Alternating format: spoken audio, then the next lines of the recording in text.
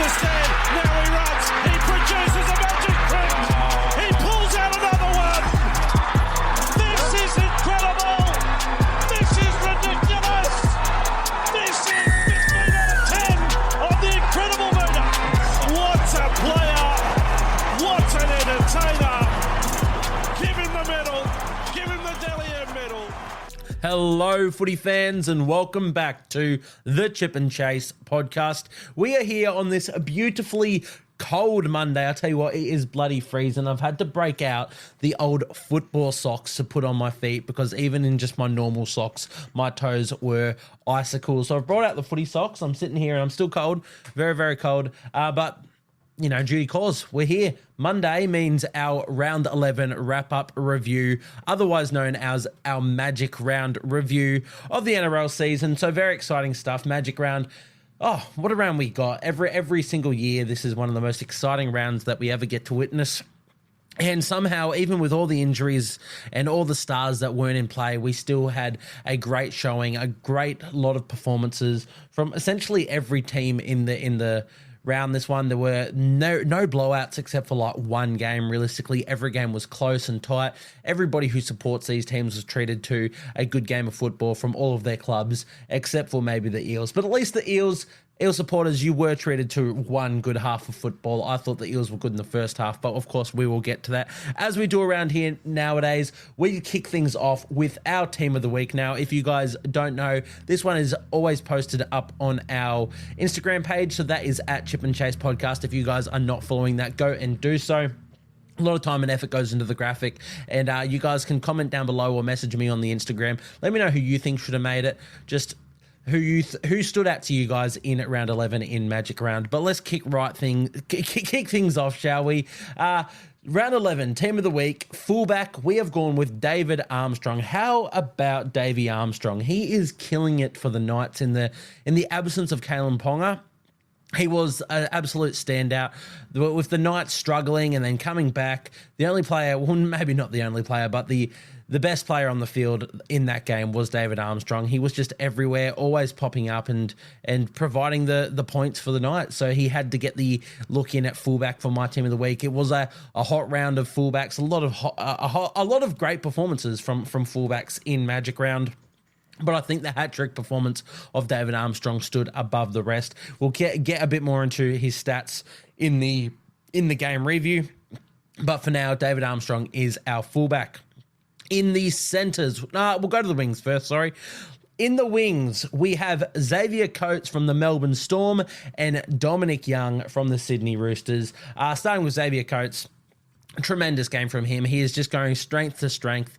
They said in commentary, it's pretty crazy how someone like him has gone from he was always had superstar potential, but to be one of the best players in that Melbourne Storm side is crazy. They look to him to provide spark, to provide points, and he does it more often than not.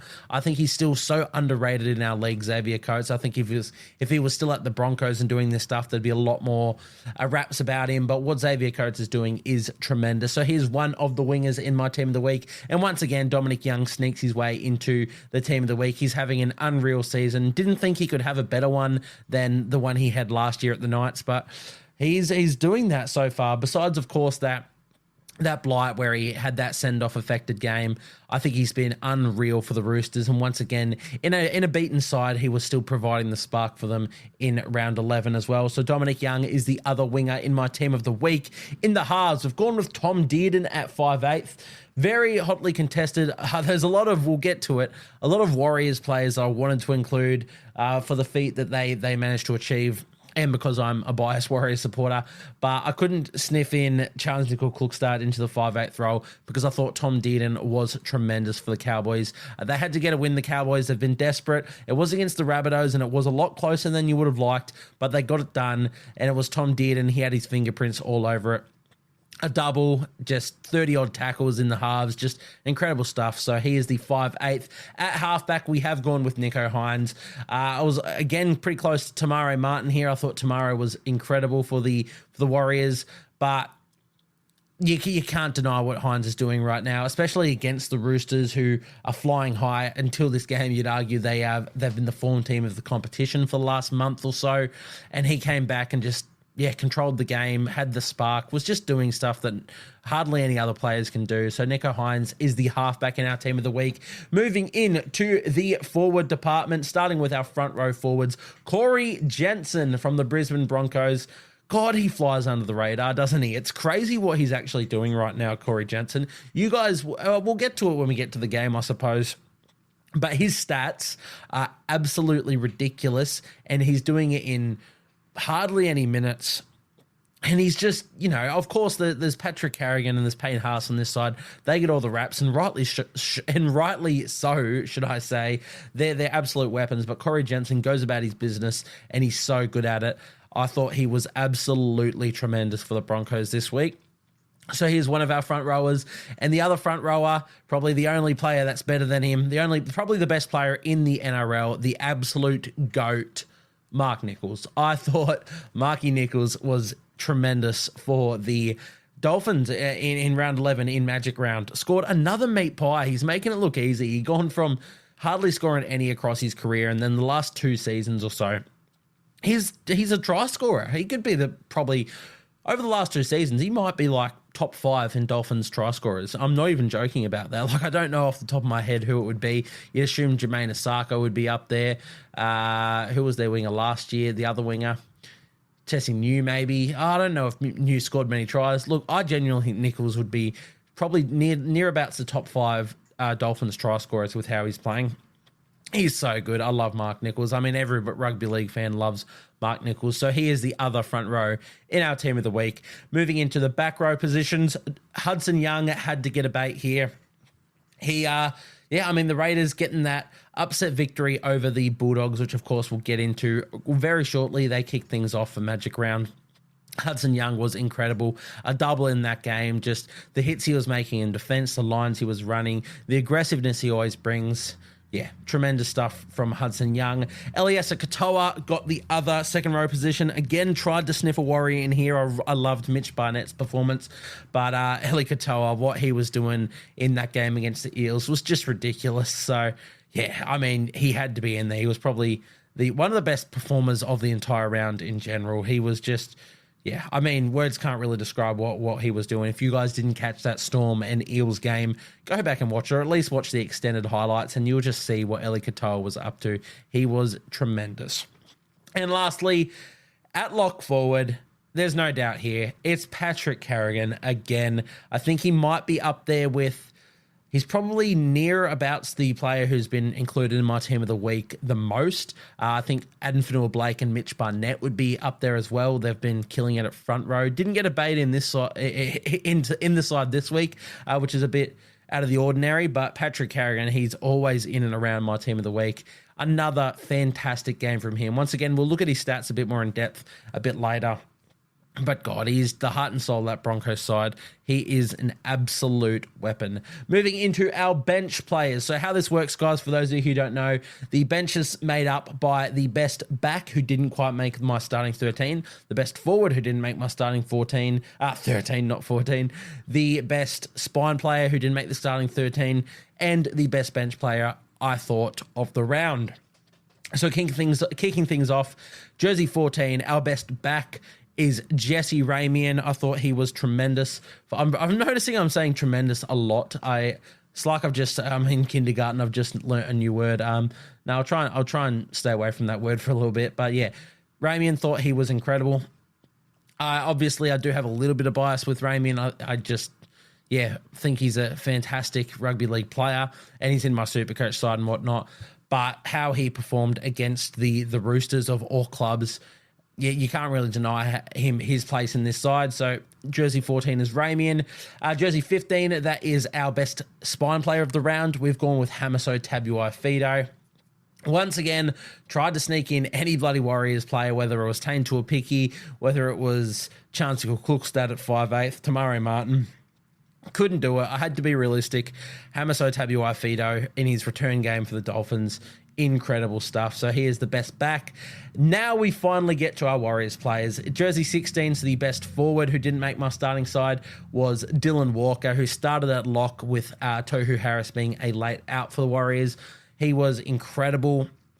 I thought, with the outs the Warriors had, we had no chance. And I think Dylan Walker, he played essentially every position on the field. He just, every second not even every set, every single tackle of every single set, Dylan Walker had his bloody hands on the ball. He was amazing. And lastly, Jazz Tavanga off the bench, I thought was incredible to the Warriors go forward in beating that Panthers pack. So here's the best bench player. So that one wraps us up for our team of the week. Once again, that is up on the Instagram. We got the graphic. You can see the designs there, and you can comment down below or let me know via a message who you think should have made the team. But let's get straight into Magic Round, shall we? So, of course, the first game of Magic Round this year was the Canberra Raiders defeating the Canterbury Bankstown Bulldogs 24-20. Really good game, this one. I really enjoyed this one. I was really happy and lucky, I suppose, that I tipped the Raiders for an upset, which is good because my tipping this year hasn't been going all that great. So to get the Raiders up in my tipping here was really, really nice. They did it the hard way too. Jordan Rapana, I love Jordan Rapana. I love what he brings to a side. His energy, just everything about him, I love. God, he has some rocks or diamonds moments. He made it quite difficult on the team. He didn't. It wasn't to say he had an absolute shocker. He still ran for 200 odd meters. Yeah, topped the meters count for the Raiders, 202 meters. He tries his goddamn heart out, especially at the age he's at. He bleeds this Raiders team.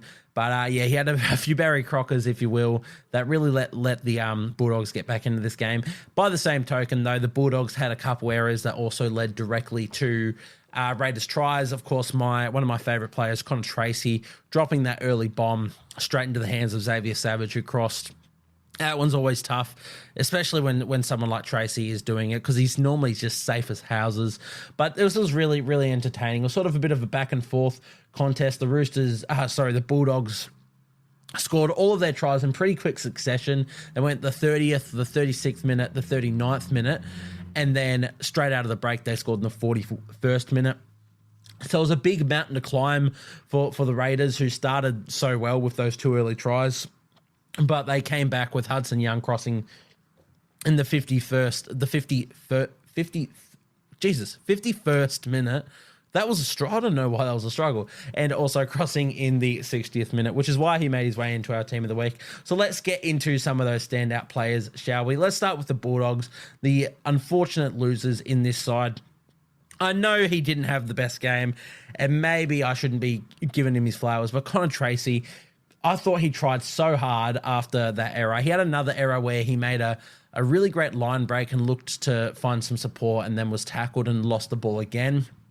But again, that's coming off a line break. That's coming off the good that he's doing. He still ran the ball 18 times for 180 meters. As I said, he had that line break. I thought he was pretty decent in defense as well, in his cover defense.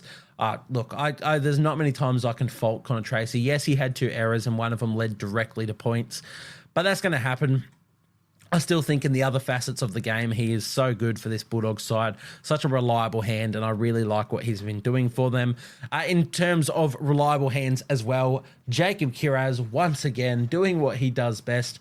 241 meters from 22 carries, 85 post-contact meters, 2 line breaks, 1 try, 6 tackle breaks. God, he is... I mean, we keep saying the same thing every week, so I won't just keep repeating myself, but I love him. Just bleeds blue and white. He bleeds the Bulldogs, and yeah, so happy that he's performing the way he is. I think this whole centre experiment, that's well and truly done. It's unfortunate to young Blake Wilson, who had his shot at the start of the season. I thought he was really, really good, Blake Wilson. I think he's a great player. I'd love to see him get a crack, and when he does, he's going to make it very hard for whoever's spot he takes to get back into the side. But at the moment, this Bulldogs team should be very settled in their back line. Bronson Xerri, Stephen Crichton, Josh Adokar, they're all playing some really good footy, but I think Jacob Kiraz, he's the standout of all of those players at the moment. But moving further down the list, Stephen Crichton, who, of course, also made our team of the week, one of only 2 players in our team of the week to make the team from a losing side. I thought Stephen Crichton just had one of, if not his best game in Bulldogs colours. He scored a try. He had a line break, 2 line break assists, a try assist, 168 metres from 15 runs, 5 tackle breaks. He was just, one of the best, not even just the best performances in Bulldogs colours. I think all round, how he was impacting the game, the way he was roaming, the way he was getting around his men was just one of the better performances I've always seen from Crichton.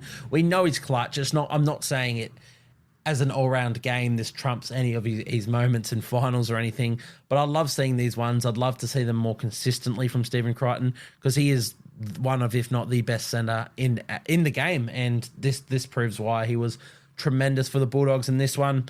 Beyond that, though, Matt Burton, really, really good. Loved what he was doing out there. 10 runs, 116 metres. We know he's at his best when he's running the ball. He had a line break assist, a try assist, and a try himself. Love to see that.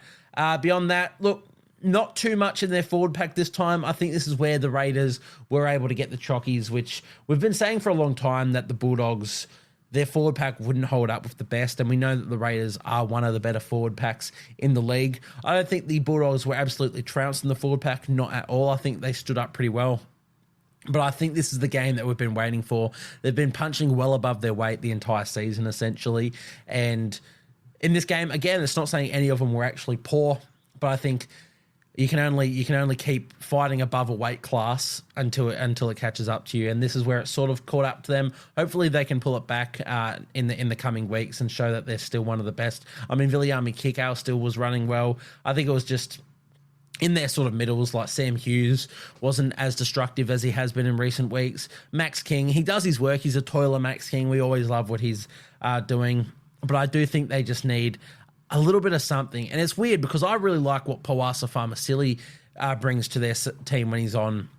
But they only use him very, very in small amounts. Like 18 minutes he played. In that 18 minutes, he had 7 runs for 82 metres and 22 post-contact metres. That's bloody good stuff.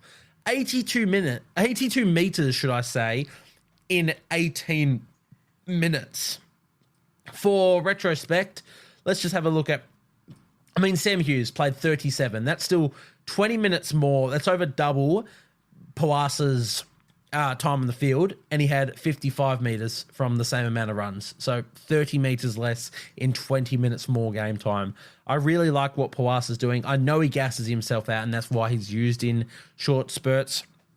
But I don't know what the answer is. Again, it's not like there needs to be mass changes at the Bulldogs. This was a really close contested contest. We know that the Raiders always drag you into a dogfight, ironically. And I thought they hung in. They had their moments. They had their opportunities. And again, they let a few things go. The first try was essentially a gift straight to the Raiders. I think maybe the second try was too. Was it? I have a distinct vision of either Sebastian Chris took an intercept or he just picked up a loose ball and just ran 20 metres to score. So it might have been 2 tries that they just gift wrapped to the Raiders early. They fought their way into it. They weren't able to get much of a roll on in that second half, though, where the Raiders controlled the game. But definitely not mass changes needed for the Bulldogs. I think this is one that just got away from them. As for the Canberra Raiders, the winners of this one, really good performance, really gritty performance. A game that not many people were tipping them to win. They had their chances. We know that they can just scrap out these ones. That's what they're good for. But with the way that the Bulldogs have been playing, a few injuries here and there for the Raiders, it's been pretty tough. I know getting Jordan Rapana back was a massive boost, despite his the few errors he had. But they're still doing this with Ko Weeks and Ethan Strange in the halves positions.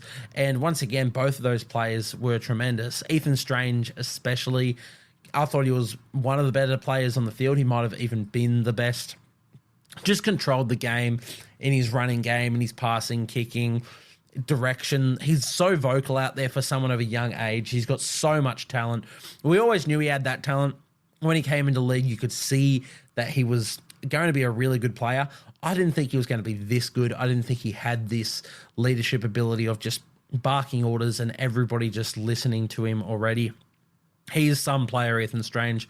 Really, really good game. One of those that doesn't fully stand out in the stats, 7 runs, 68 metres, still had the 2 line breaks and 2 try assists. Both of those were to Hudson Young, which essentially, you know, those 2 tries were the ones that got them ahead and you could say won the game. His defense for someone of his age, I think, is just so good. I mean, we've been giving him raps all season. I won't keep going on it. But Ethan Strange, what an absolute gun. KO Weeks, I thought he's been good as well. Had a really nice, that massive break up the middle. He gassed Bronson Sherry, probably pronouncing it wrong, but he gassed Bronson, which is crazy because Bronson's one of the quicker players in our league, and almost just burnt the fullback. Love seeing that from KO Weeks. I think he's been playing really well. I didn't think he had anywhere near this sort of level of gameplay in him, not at the halfback role at least. I thought his best qualities would come with a organised half inside him / outside him. He doesn't really have that at the moment, and he's still making the most of this situation. So shout out KO Weeks. Love that. Jordan Rapana, once again, talking about his Barry Crockers. Let's mention all of the stats here. 18 runs, 202 metres. He had that line break, 6 tackle breaks, 100% tackle efficiency. The problem, of course, was the couple of errors and the penalties / sin bin that he gave away. He's something I love. It's so entertaining. I reckon it'd be tough as a Raiders fan. I know Raiders love Jordan Rapana, and rightly so, as you should. He's so fun. But it'd be tough to watch as well because you never know what sort of Jordan Rapana you're going to get. And half the time, like this game, you get the worst and the best all mixed into one, and you just have to ride the roller coaster that is Rapana. He's so fun to watch. He's one of the greatest, Jordan Rapana, so big shout out him. Beyond that, for the Raiders, I thought their back 5 in general worked hard. Their meter count here is 202 for Jordan Rapana, 125 from Chotrich, 132 from Timoko, 101 from Chris, and 157 from Savage. It's pretty crazy that with the names I just mentioned, Xavier Savage would be topping that meter count, you know, besides Rapana, who's their workhorse fullback.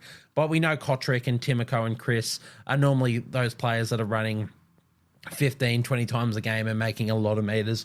And Xavier Savage, he's out there working his butt off nowadays. He's found his role on this side.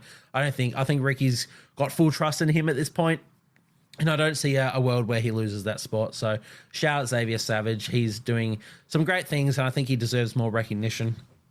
Beyond that, their forward pack good. Hudson Young, we spoke about already, but his stats, 141 metres from 14 carries, the 2 line breaks, the 2 tackle breaks, 33 tackles. Yeah, what can you say? 2 tries even. Just really good from Hudson Young. That's why he's our team of the week, second rower. One of the better performances of his career. He stands up in these big moments. We talked a little bit about players who they look for in big moments like Xavier Coates in regards to the Storm. When Hudson Young, your second rower, is one of those players that you look for in the big moments, you know you've got a special player, and that is Hudson Young. So massive shout out to him. There was the Josh Papali'i. I think it's Josh Papali, isn't it? I believe Josh Papali is meant to be pronounced Papali, and Isaiah Papali'i is how it's pronounced there. But Josh Papali done for the hip drop here. Probably going to be missing some weeks. It looked pretty bad, but I do think it wasn't. I don't know. I felt like the whole impact of it and the player coming over the other side was the thing that knocked him off his legs. But you've got to have that control regardless, especially when you're someone as heavy as Josh Papali'i. Getting that your sort of weight on a player's legs like that is tough. That's very dangerous. I'm happy if he does get a week or two. Anything more, I think a week would be fine. Anything more than a week, it's probably getting a bit harsh.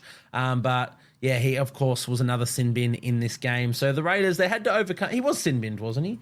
Yeah, so they had to overcome a bit. 2 sin bins in this game, and they still ended up getting the chockies in this one. So massive shout out to them. This is what they're known for, but to do it, as I said, with 2 sin bins, it's really impressive stuff. So massive shout out to the Raiders. Morgan Smithies did a shift. Elliot Whitehead has been incredible since returning.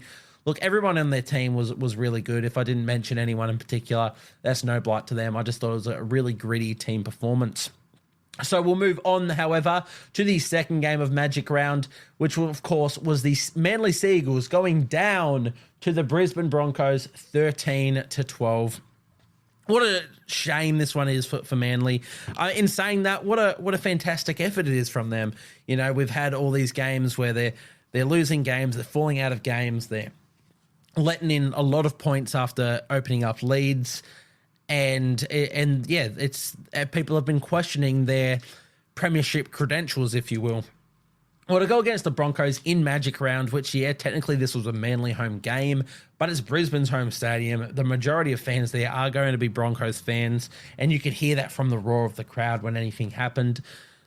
For them to compete like this right down to the very end is a massive credit to them. So hopefully that is something that can kickstart their season a little bit more. They haven't been playing really bad, but just moments in games, lapses in concentration have been the things that have let Manly down. They stayed right into this one against one of the better teams in the competition to the very end, to the death. So massive shout out to the Seagulls. Gut-wrenching to lose the way you did, but that's how the footy crumbles, the cookie crumbles. Let's go with the footy crumbles, I reckon. But in terms of some standouts, we will start with Manly as they are the losing side. My absolute favourite part about this game was the duel between Tommy Talau and Katoni Staggs. Now, the stats of Staggs won't show it when we get to him, but let's just start with Tommy Talau. I love this battle. When you're going up against an Origin rep, Katoni's played Origin. He definitely has played Origin. I'm going to have to double check that. I'm so certain Katoni played Origin last year or maybe the year before. Katoni Staggs. He played Origin in 2022. He played for Australia last year. So you're up against a Origin international rep footballer, and you've just been moved back to the centres. You've essentially trained the entire preseason as a winger. I know, for me, I think Tommy Talau is better as a centre. He came through the lower grades as a 5'8", and I thought he's one of the best players, which I've mentioned for a long time. In that would have been 2018 Australian schoolboys class, which had some absolute freak players in it. I genuinely thought Tommy Talau was the best of that bunch. I thought he was going to explode and be the best player. Hasn't fully kicked on, but there's so much ability in him. I think he's more suited to the centres with his skill set, with the deft kick he has, with the hands he has. I know some of his balls in this game went over the sideline. I think he tried to be a bit too flashy, just doing the no-lookers. If he reins that in and those passes stick, that maybe it's a little bit of a different ball game, but it's the effort areas of Tommy Talau and the fact he just welcomed the task of going up against Katoni Staggs. And Katoni Staggs isn't just one of those players who his reputation's really high, which, you know, it is. He's a fantastic footballer, Staggs. But Staggs is one of the more physical footballers, especially centres, in our entire league. Everything he does is 150%. Every run, tackle, just all the contact. It's tough to go up against Staggs. I couldn't imagine it. And Tommy Talau, he took it in stride. He smiled while it was all happening, and he got the better of him, in my opinion. Look at these stats: 23 runs, 254 metres, 102 post-contact metres from Tommy Talau. That's with 0 line breaks. He did all of that work through fucking hard effort. He has 3 tackle breaks as well, so not much going on there.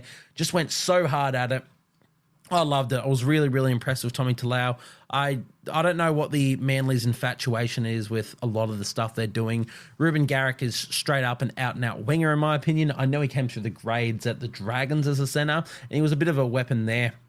And he's going good at centre, but we know how good he is on the wing. I think Tommy Talau's a better centre. Why are we persisting with this? Oh, Tommy Talau's 100% a winger now, and Ruben Garrick's 100% a centre. Put Garrick on the wing, put Talau at centre, and just sit them in their best positions. Why change people? I don't know. I can't get my head around it. But this performance right here, I think it showed what Tommy Talau's all about, and I love that for him. I really want him to kick on and show what he's all about, because he's an absolute gun. I can't get enough of Tommy Talau. Got a lot of time for him. While we're on it, I know we'll sit on the Seagulls for a bit, but Katoni Staggs, he's, as I said, the stats don't really hold up. It's only 10 runs for 62 metres against I've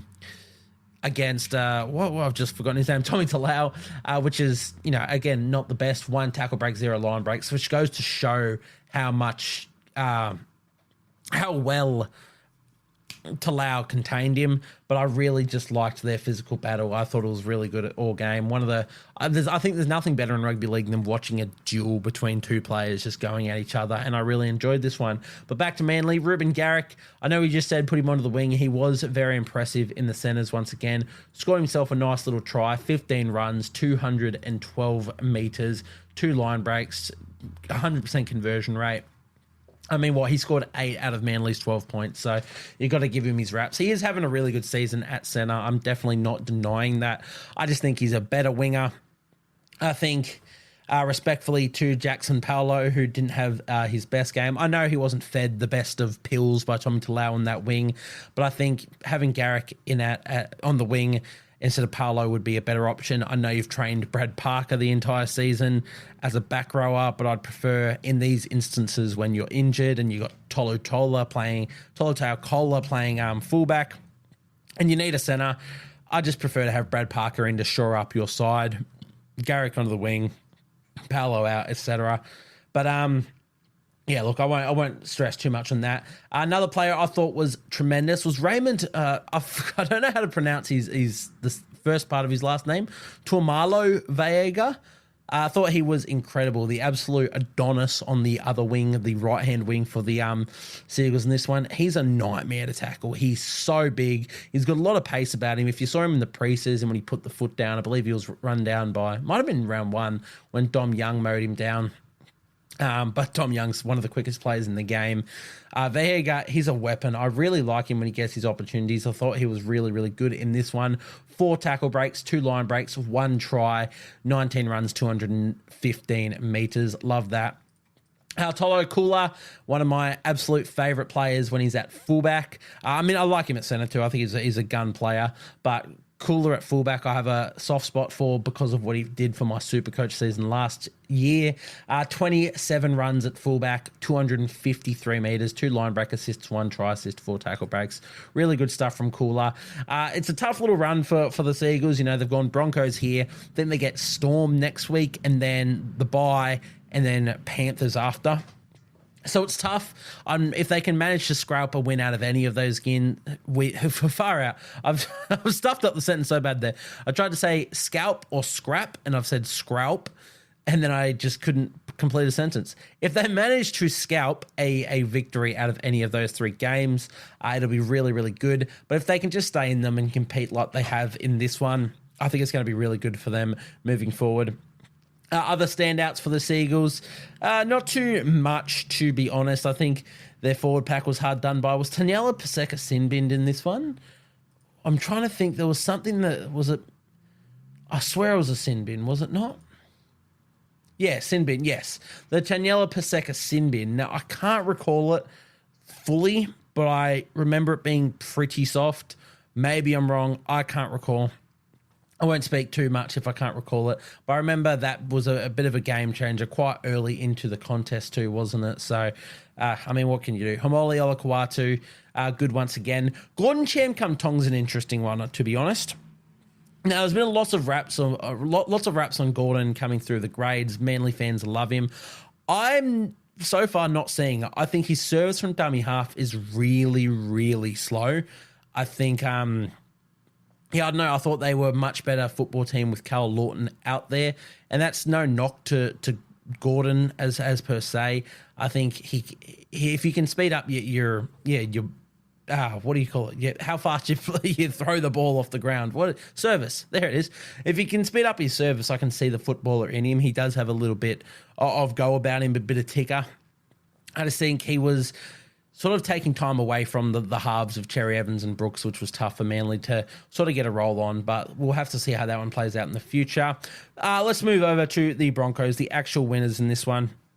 I thought their defence was just immaculate the entire game. Big reason they won this one was they just like Manly threw a lot at them, and the Broncos just came up trumps every time. They came up with a way to stop them. They were... Yeah, what can you say? I mean, that's why defense wins premierships. That's why they're going to be there at the pointy end of the season. The Broncos, I thought they were really, really good defensively. In terms of standout players for their team, I mean, you have to start at Selwyn Cobbo. Ended up playing fullback in this one with Reece Walsh being a late out. He was electric. I would have loved to put him in my team of the week, but there were a lot of other fantastic performers this week. But Selwyn Cobbo, every touch he had, he was beating tackles, making 20 metres a bloody run. It seemingly seemed like. That was a really odd sentence. I am struggling today. But yeah, Selwyn Cobbo, I thought he was fantastic. 19 runs he took from the back for 228 metres. He had 2 line breaks and 11 tackle breaks. I mean, we always thought that Selwyn Cobbo, if/when he gets a go at fullback, it will be his best position. It's hard for him at the Broncos being behind Reece Walsh, who we know is going to keep that spot. I assume Selwyn will be happy to re-sign with the Broncos and stay in that centre position. But if it gets to a stage where he wants that go at fullback, I mean, let's look at similar players like Latrell Mitchell and Greg Inglis. When these guys when they went to new clubs to become fullbacks, they really went to the next level. So Selwyn Cobbo, I can imagine that happening. Hopefully it's not for a few years. Hopefully he can get himself a little premiership at the Broncos first and then be like, look, I've won a comp. I've done everything I need to do in the game now. I want to be a fullback, which is where I play my best footy. I'm going to go to a different club. But let's hope, as I said, we get the premiership with him at the Broncos for now. But when we do see him at fullback, if this is what we can expect, we are in for an exciting time of rugby league. But we'll move on from Selwyn. Anybody else that impressed me in the back line? Not too much. I did like Corey Oates. He was very safe in this one. He's had a couple of shockers this year, but it's really good to see him have a really safe game. Never even looked like making an error, to be honest, and he still ran for 185 metres from 17 runs. I think it's good when we give him dues for that, because a lot of people are quick to outline when he's having a shocker, but not so quick to outline when he has a really great, really consistent game. So shout out Corey Oates. Really, really good game in this one. Moving into the 5/8 role, every week we mention Ezra Mann, but far out is he a good footballer. He genuinely just keeps getting better and better. The composure he had to do that double pump and get Jackson Paulo to bite in and then throw the ball in and behind Paulo to who did he throw it to? Was it Mariner?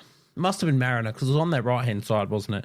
But yeah, the composure he had to do that is something that you see from halves, or specifically half backs, 10 years into their career. Not someone who's in his second full year of 5/8 or first grade. He'd played a fair few games in 2022 as well, but this is his second full year. We're picking you from the start. You're our 5/8, and for him to have that composure as a 5/8 who's known for his erratic style of football as well, it's mental. He is an absolute superstar, Ezra Mann.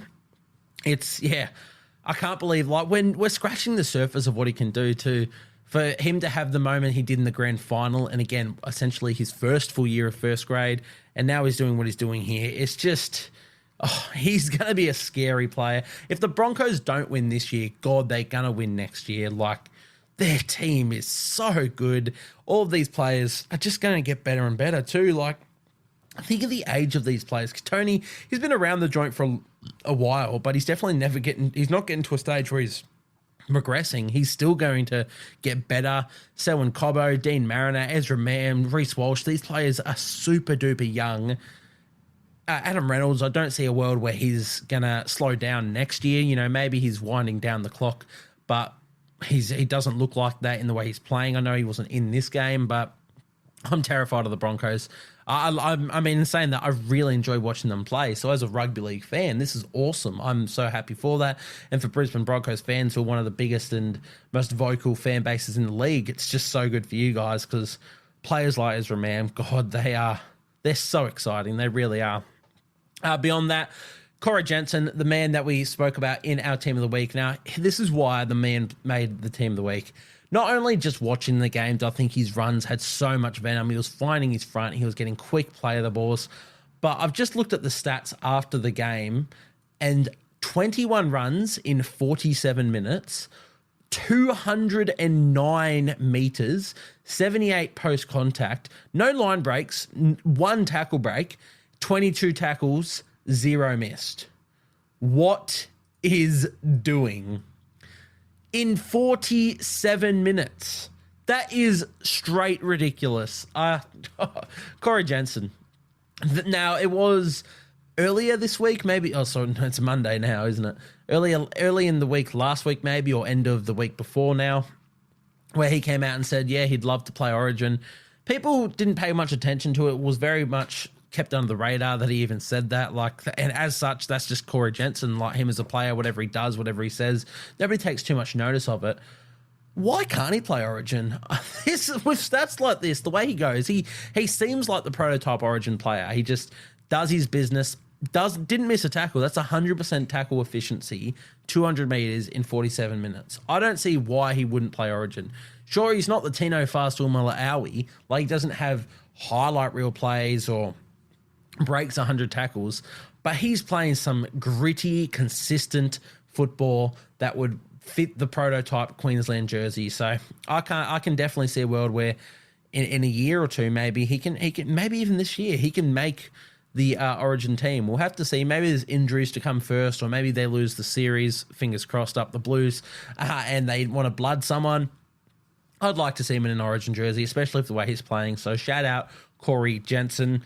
Beyond that, Brendan Piakora, his line running is genuinely up there with the best in the NRL. That first try that he scored, the line he ran is just insane.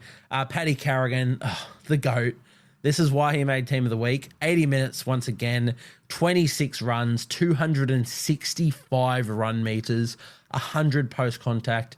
That's 0 line breaks and only 2 tackle breaks. He's just doing it out of pure grit, and he made 33 tackles on top of that. Proper freak. One of my absolute favourites in the league. I think I've said it time and time again that Shaun Johnson, he's been my favourite since before I even supported footy. The story of how I became an NRL fan was actually watching the lower grades, watching the Warriors take on the Rabbitohs in the 2010 Holden Cup Grand Final, and I decided that Shaun Johnson was my favourite player, and I was a Warriors supporter based on a Holden Cup team or Toyota Cup, whatever they were back then. And here he is now, and Shaun Johnson's my favourite. He'll go down as my favourite ever. Paddy Carrigan, we've mentioned why we love him before. He's right up there. I love what Patrick Carrigan does. But look, let's try and get over this and stop having a throbber about Patrick Carrigan. Fantastic win from the Broncos. It's good when a team like this can win. You know, we know they can win excitingly. They can blow you out by 40 points, but for them to grit and grind this one against a really encouraging Manly side is really good signs for the Broncos. So massive win for them. Manly fans, don't be too disappointed in this one. You should be really proud that you did this without Tom Trbojevic as well. And I know, sure, it's a Broncos team without Reece Walsh and Adam Reynolds. Adam Reynolds was always going to be out for this game. We knew that. If you asked me coming into this game who was more important to their team, Reece Walsh to the Broncos or Tom Trbojevic to the Seagulls, it'd be Tommy Turbo without any shadow of a doubt, and they came within 1 point of winning this one. So massive shout out to the Seagulls. Hold your heads high after that one. Alas, we'll move into the next game of Magic Round. The Gold Coast Titans going down to the Newcastle Knights, 28-24. The Knights won this one. Very, very entertaining game, this one. Lots of drama, lots of controversy, lots of exciting plays, though. So that's where I want to look at the good stuff for a bit. David Armstrong, we'll get into his stats, but God, he's so fun to watch. His speed is incredible. The way he just drifts across field. Oh, it's gorgeous to watch. We had a couple long ranges from him. We had the long ranger from Keanu Kinney, who ran 90-odd meters as well. Like, it's so good. I love back when I'd probably still do it today if NRL didn't copyright videos, but I used to just watch fastest players of the NRL or long-range runaway tries just all day, every day in my spare time because it's so fun to watch, and seeing these players do it in this game was really enjoyable. I love being able to sit down to a game live and watch it and have that excitement live. And yeah, it came in bounds in this one. Of course, it wasn't without controversy. We had the sin bins, which were a bit stupid. Jackson Hastings, I think he was definitely deserved to be sin binned. Just the niggle, the stupid, annoying shit that he does in games, which I get. Like that, it's footy. You're passionate. You're standing up to players and you believe in himself, and that's Jackson Hastings, and it's good to have that in players. But when you've been warned by the referee, stop or you will be going to the bin, and you keep going with that shit. Yeah, it's silly stuff. I know Adam O'Brien has come out and said that he's going to be having a word with Jackson about it. Really silly. What sort of annoyed me was that Aaron Schopp went to the sin bin for the same time for it. Jackson Hastings got the warning for going on and being a bit of a silly duffer. Jackson Hastings keeps going on with it, like literally a minute later to Aaron Schopp. And then Aaron Schopp gets sin binned as well. I thought that was a bit harsh on the Titans. We know what happened at the end too. The Brian Kelly no try, which should have been a try. It's just, it wasn't without controversy this game. But let's just look at the positives from it. I think both teams turned up. They showed their moments. The Knights, after that, the Hastings sin bin, I thought, yeah, it's all going to go wrong here. I mean, the Titans scored 2 tries in the time that Hastings was off the field. I thought, yep, they're done. They went into the break 24-10 up or something, the Titans. But the Knights clawed their way back. So every team showed that they had this potential and they showed they had moments. I've been really impressed with the Titans over the past couple of weeks. I guess in comparison to how they started the year, the Knights have also been really good in the way they've been gritty and grindy, and they've ground out these wins.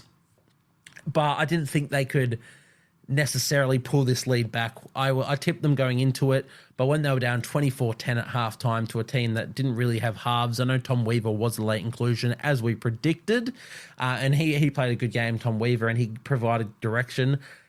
And because of that, when they were down 24-10 at halftime, I was like, yeah, I don't see the Knights winning this one. For them to win this game 28-24, yeah, incredible. And you can look at the stupid refereeing decisions or bunker decisions, which have been absolutely shocking this year. I don't like harping on about it too much, but we will get to it later on. I've got a note in here where I'm going to go ballistic. And also, if you want to have a 10-minute rant about it, go and listen to Bloke in a Bar's review from last week, the round 10 review, because far out, they cover everything that I am sick of in rugby league. But, yeah, I didn't think the Knights could do this one, and they did, so massive shout out to them. You can blame the referees for the shop sin bin. You can blame the referees for getting the Kelly try wrong. In the end, you were up 24-10 at halftime, and you let in 3 tries in the second half and didn't score a try yourself. Like, yeah, you can only have yourselves to blame in that instance. Yes, there were poor reffing decisions, but and it's unfortunate, and yeah, maybe that try should have been a try, and you should have. Yeah, it's always going to be shoulda, coulda, woulda, and I understand that the refs were poor, and you can have that, but you shouldn't be letting in those tries in the first place, if you know what I mean. But let's get into some positives. Let's look at the standouts for the Titans. Keanu Kinney finally had, I guess, his breakout game in the NRL. He's been highly touted for a long time. Another one of those crop of fullbacks that the Titans keep bringing in. They've even got young, is it Jalen de Groot in their ranks as well, another weapon in the fullback role. But Kenny, they've had raps on. Brought him in at fullback last week and moved Brimson to the halves. He got another run at fullback this week. Another run at fullback this week. 20 runs, 221 metres. In fairness, a good 80 probably of them were off the big old runaway try where he just gassed them. And how about the speed of him? How about the speed of Tyson Frizzell and Chase? We know he's one of the quicker forwards in our game. He ran down Dane Gagai in in Origin back in 2016. It might have been. There was one, I think he ran bloody 90 odd metres against the Rabbitohs in like 2017 or 2018 as well. I remember Greg Inglis was in Chase and couldn't keep up with Tyson Frizzell. Like, he's fast, and Keanu Kinney gassed him. There was also Greg Marju chasing, who is a winger. Yes, a more robust winger. But, yeah, Keeney just absolutely gassed him, and I really liked seeing him have the performance he did. So a good little game for Keanu Kinney. Massive shout out to him. Lofiana Khan-Pereira, his speed is creating so many troubles for essentially every team in the comp. The tiniest bit of space, and he gasses the winger. You cannot give him any space on the outside. He can work with nothing. God, he's fun to watch. Again, I talk about the speed. I love watching fast players just do their thing, and Lofiana Khan-Pereira, he's one of the fastest in our comp. 13 runs, 182 metres, 4 line breaks, and 2 tries. You know what? Honestly, he should have made my team of the week, probably over Dominic Young, maybe. I mean, we'll get to Young. He had a great game too, but yeah, I thought Lofi was really, really good. He does have that habit of making a break and kicking instead of just, passing on the inside and trying to do the highlight reel stuff, or even just taking the tackle, which is a little bit annoying, but also when those things come off, we don't question it. So, I won't be too harsh on that, but he was really good, Khan Pereira. Brian Kelly has been having a really good season in general this year.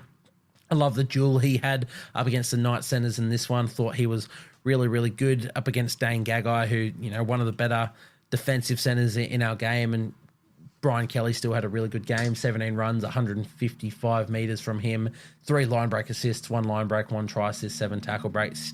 Massive shout out there. Beyond that, well, not too many others stood out to me. As I said, I really liked Tom Weaver. I thought he had his impact on this game. Maybe not a breakout game in the NRL, but definitely something that I critiqued him, or I guess I was a little bit harsh on him coming into this game, saying I haven't really seen the heights of what I know he can do yet.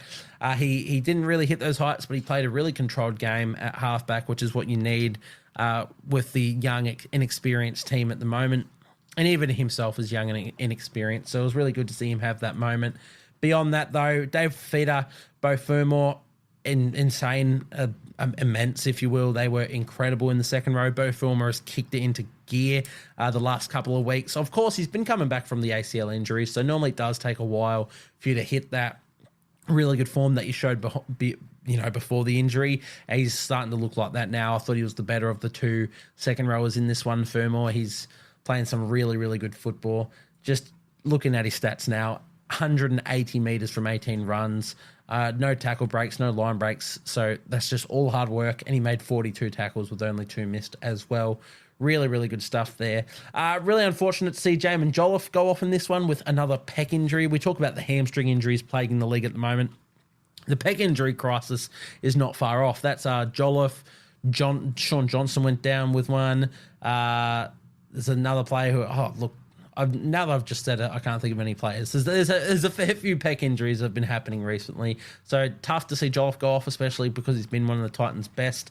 And a pec injury is a fair few weeks on the sideline, and whether or not they have the depth to cover him, he's already in there to cover Faisal Malaawi, who's out.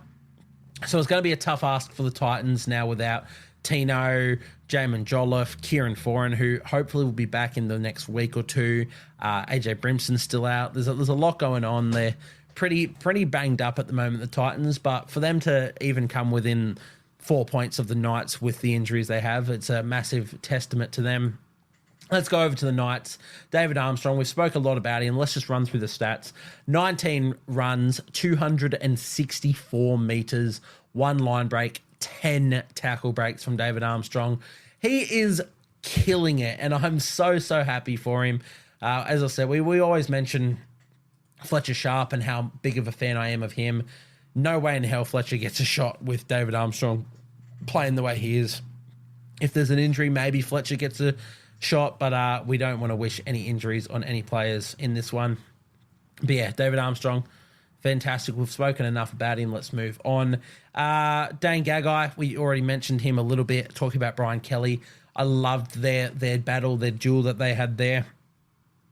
They were just going at it, just the fens, like the steps. I loved it. I mentioned earlier, besides maybe seeing speedsters in open space, which we got a lot of in this round, the other best thing in rugby league is just seeing a duel between 2 players just going at each other. And Dane Gagai did that with Brian Kelly with a line break of his own, 15 runs, 167 metres. And just the way he defended, I thought he was incredible. So massive shout out to Dane Gagai. He's been so consistent for them. Bradman Best went down again in this one with an injury. I think that one was a pec injury as well. Hopefully to just vindicate me for speaking about how many pec injuries there were. So that's really unfortunate, especially leading into Origin, where the Blues. I thought Bradman Best was a lock at centre. I think we're going to have to play Latrell now. Not that I think playing Latrell's a bad thing. Whenever Latrell's in the Origin arena, he's been incredible. Whether or not Latrell's ruled himself out or anything remains to be seen. But, yeah, Bradman Best, another one bites the dust for the Blues. That is tough. Really, really sad to see that happening. Greg Marju did his usual stuff. 21 runs, 250 metres, 105 post-contact. A lot of that came in the second half too, so it was really good to see the Knights during their fight back. Greg Marju was just up to wreaking havoc. So I'd love to see that from him. Jacob Saifiti had a really, really good game. Probably should have kept him in my team of the week. He had 12 runs for 156 metres, and he scored a try. Oh, I can't believe I forgot Jacob Saifiti. Jesus Christ. Yeah, that's a blunder in hindsight. But Saifiti was incredible. Best game of the season. Probably one of the best games I've seen him have in general. As I said, the 156 metres from 12 runs, 1 line break, 1 try assist, and 1 try. Yeah, well, what can you say? Fantastic stuff from him. Jaden Brayley thought he was really good. Leo Thompson, he was really good. He had the deft little touch, the nice little hands to put Jacob Saifiti through the gap really early into the game when Saifiti then linked up with Armstrong heading back through the middle for that try. So love to see that. I always love to see front rowers combining because it creates such trouble for the opposition. No one expects it to happen. So when it does, yeah, it's really good to see. Beyond that, Dylan Lucas, good. Adam Elliott was good. Look, across the park, I thought the Knights were quite good in this one. There weren't too many poor performers. Like, I even thought Jackson Hastings had a pretty good game despite the brain snap of the sin bin. So another really good game for the Knights. They scrapped together another win. You know, their last couple have been quite low-scoring affairs. They scored 28 in this one, again, without Kalen Ponga, without Tyson Gamble, who's been really good the last couple of weeks. So, yeah, really good game from the Knights. They're pressing well. If they can keep clawing these wins together, then they'll be there in the pointy end of the season, especially when they get KP back. But we'll move on to the game of the round. Actually, look, let's be real. The game of the round is going to be a couple from here. But one of, if not the game of the round, the Cronulla Sharks defeating the Sydney Roosters 38-30. What a game. 2 of the heavyweights of our competition. I'd say the 2 most informed sides of our competition going up against each other at Magic Round. Obviously, it's Magic Round, so everybody's going to be in the stadium for these games. But I'm just looking at the attendance, 48,934 for this game. That is incredible. I mean, I've just checked the next game and it's got 50,000 for the Rabbitohs game and 40,000 for the next. And what about the Storm Eels game? Doesn't say. Yeah, cool. Around about that 50,000 mark. We know it's Magic Round, so that happens. But you'd want to be in attendance for this one. It'd be, if you bought tickets to Magic Round, you're like, we might skip the Sharkies Roosters game. What are you doing? Because this was so fun to watch. Yeah, I had the game result spoiled for me. It's so annoying. I worked the Saturday, so I didn't get to see any of the Saturday games, but I turned off social media and I was just chilling through my thing. Then when I went to lock up my store, went to the staff room, and the bloody game was on the screen in the staff room with the final score. So that was so annoying that I went through all this effort to make sure I didn't see this, and then right when I go to close the store, it's bang, right up in the staff room, and that was annoying. But just watching it back, regardless of knowing the victor, God, I didn't expect the tries to be scored the way that they were, or the players to have the games they did. That the whole passage where the Sharks went down on the right-hand side, Nico Hines to, was it Britton Nickera, who put it back inside to Nico Hines, who essentially caught and then passed back outside to Jesse Ramian in the same movement, and Ramian made that break. Oh, that was peak rugby league. I could not believe what I was watching.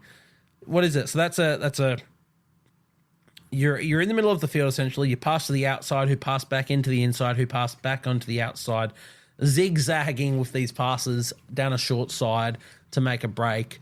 How do you defend that? That was just straight ridiculous from the Sharks. So entertaining, this game. I could not have enjoyed it more. I could have enjoyed it more. If I didn't know the result, I might have enjoyed it a little bit more. But just watching it back, fantastic game regardless.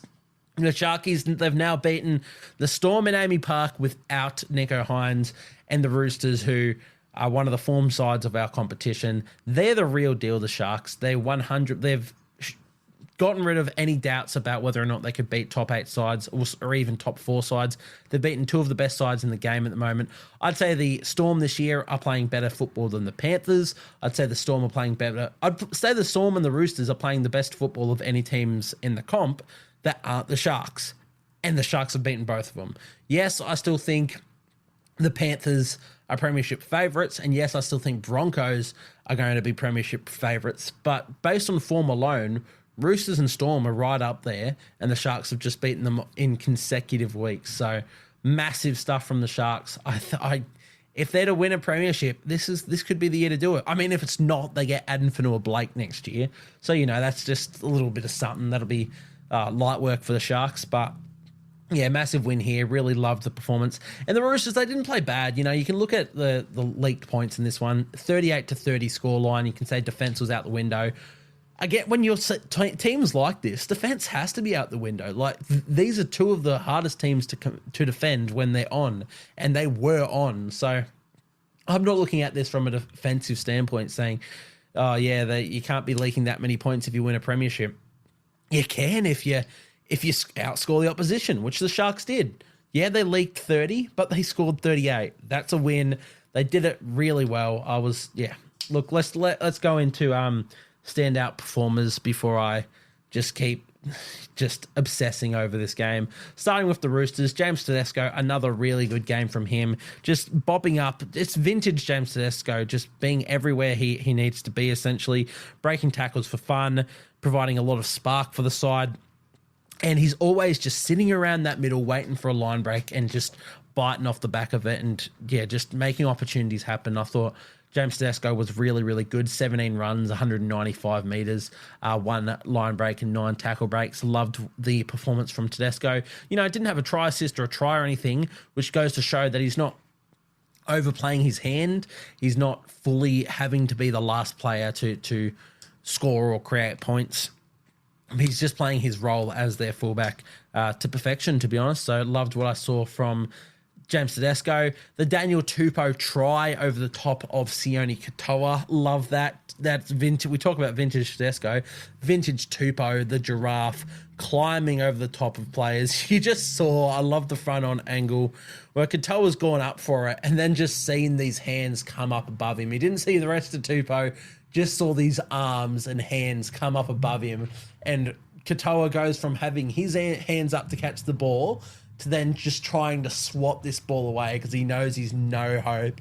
It was so cool to see Tupou just fly high and catch that and put it down.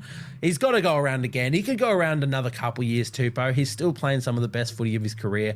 I'd love to see him keep going, hit that 300 game mark for the Roosters. Just quietly, he brought up 150 tries in his 250th game. 150 tries in the NRL puts him maybe 10th all-time in try scorers. Maybe that's a little bit overs or unders even. But he'd be right near the top. And he's only done it in 250. I know Josh Morris scored about 156 or 159 in 330 games. Josh Morris wasn't the try scorer of Brett, for instance, but Tupou, he's been doing this consistently for a long time. So I'd love to see him keep going around. Joseph Suaalii, thought he had a good game. I'm really starting to see the hype of Suaalii. For a long time I didn't, and I hated that we changed the rules to get him to debut, which I still hate that we did that, but I'm seeing it now. He did have that sin bin, which was completely valid sin bin, and that's tough. Look, you can't be blaming that, Roosters fans. That was a sin bin if I've ever seen one. But when he came back, I thought he was good. Junior Ponga, one of my absolute favourites, one of my boys. Loved him from his lower grades in the Tigers and everything. He scored a double in this one. He got absolutely skinned by my other boy, Jesse Ramian, in a gorgeous move where Ramian just essentially caught the ball and did a cheeky little stutter step off his right and then off the left and just broke the ankles of Ponga. And then Ramian dished out to Katoa for a try, which was awesome. But besides that little lapse, which, tough and embarrassing when you get the video of it, I thought he was really good. Again, just speaking of the tries, like that try from Ramian, just so entertaining to see that stuff happen. These tries weren't just run-of-the-mill tries. Everything in this game was entertaining. One of the best games of the season, to be honest, let alone the round. Dominic Young made our team of the week, and this is why. 2 tries, 16 runs, 163 metres, 2 line breaks, 8 tackle breaks. He's just doing his thing. One of the best wingers in the competition at the moment. He might not be able to get a Dally M Winger of the Year spot because of the suspension, to be honest. But if that doesn't rule him out, he could be very much in contention for Dally M Winger of the Year at the end of the season.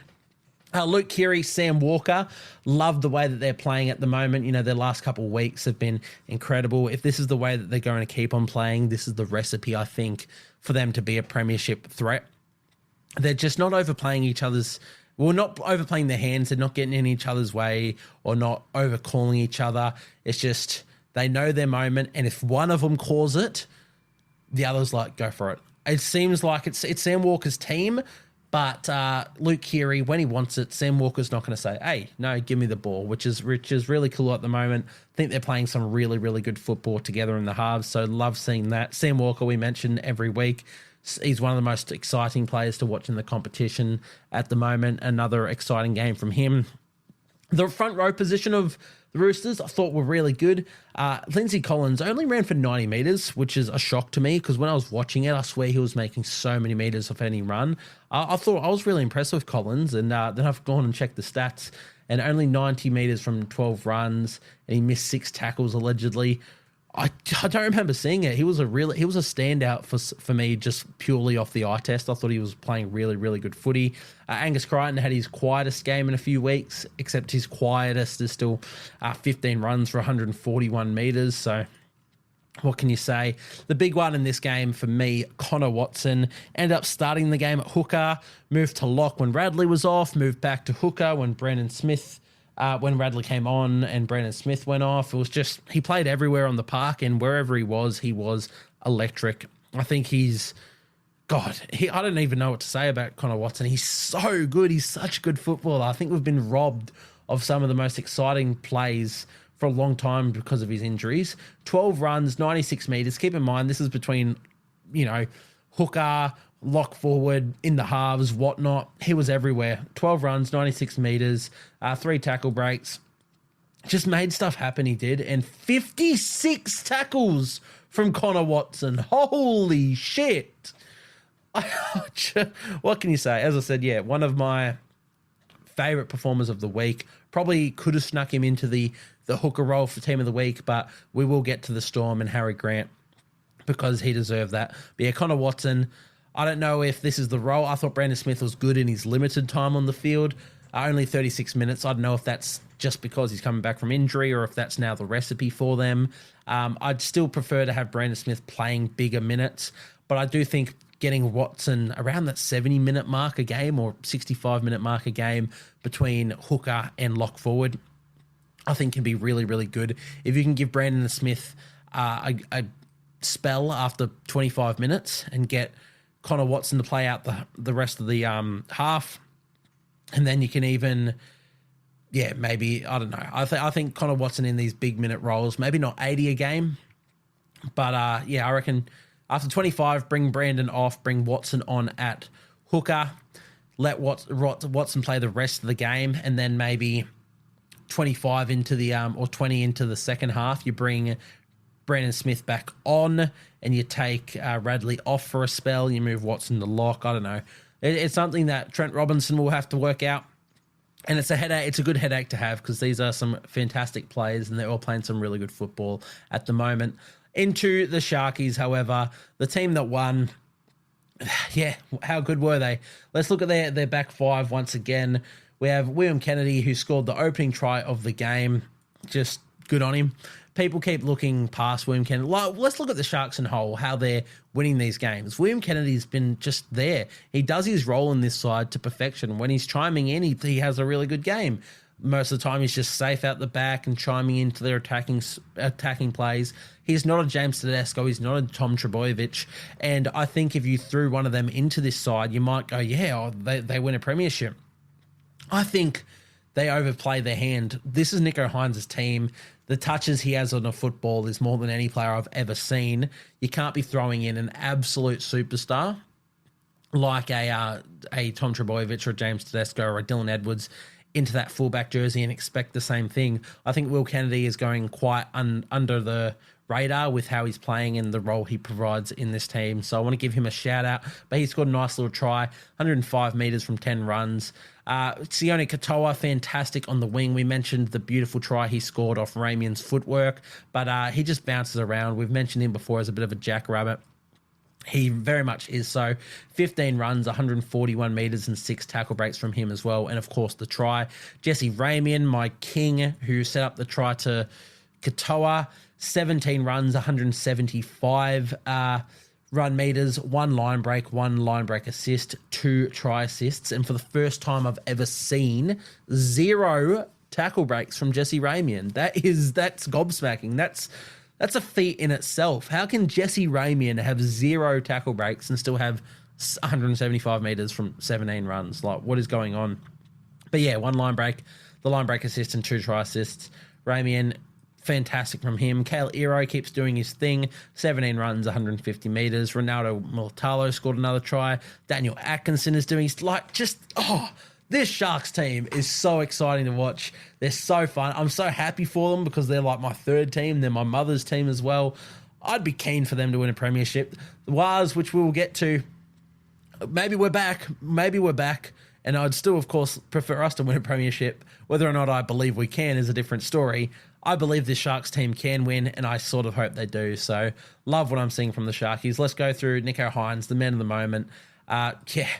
15 runs, 92 all running meters, 3 line break assists, 2 try assists. Just the way he played, it's the way he plays. I'm getting too excited. I need to settle down, guys. I need to settle down.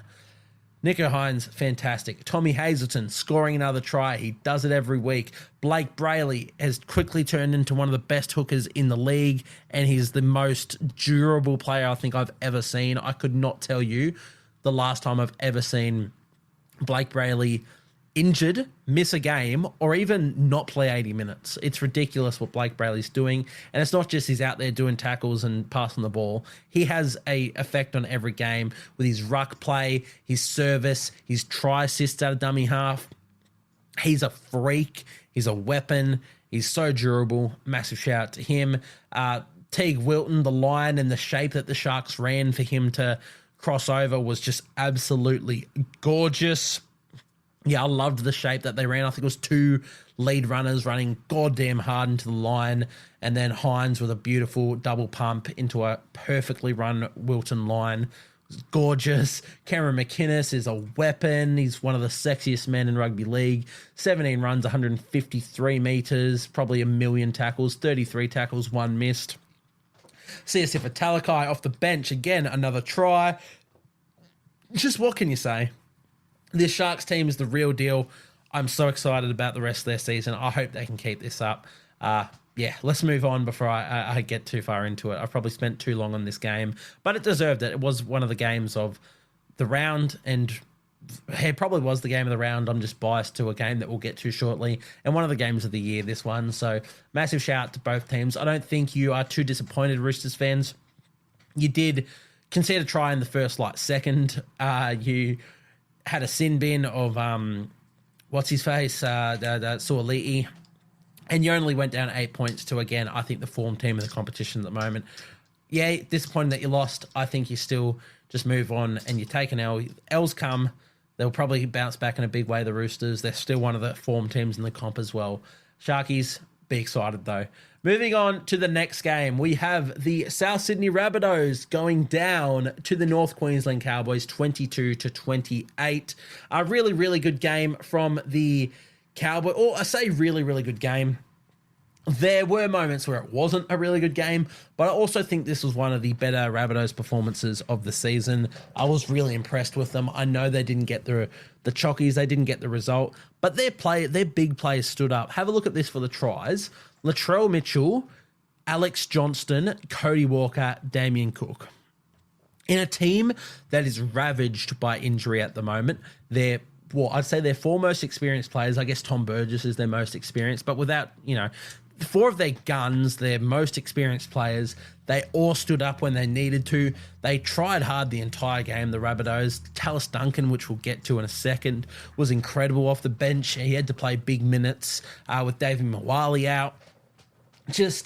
I really liked their performance. I know they went down, but this was also a desperate Cowboys team, which you could see. This game was really highly entertaining because you could see the desperation and the desire from both sides. It was on full display, and it just led to some really expansive and exciting football.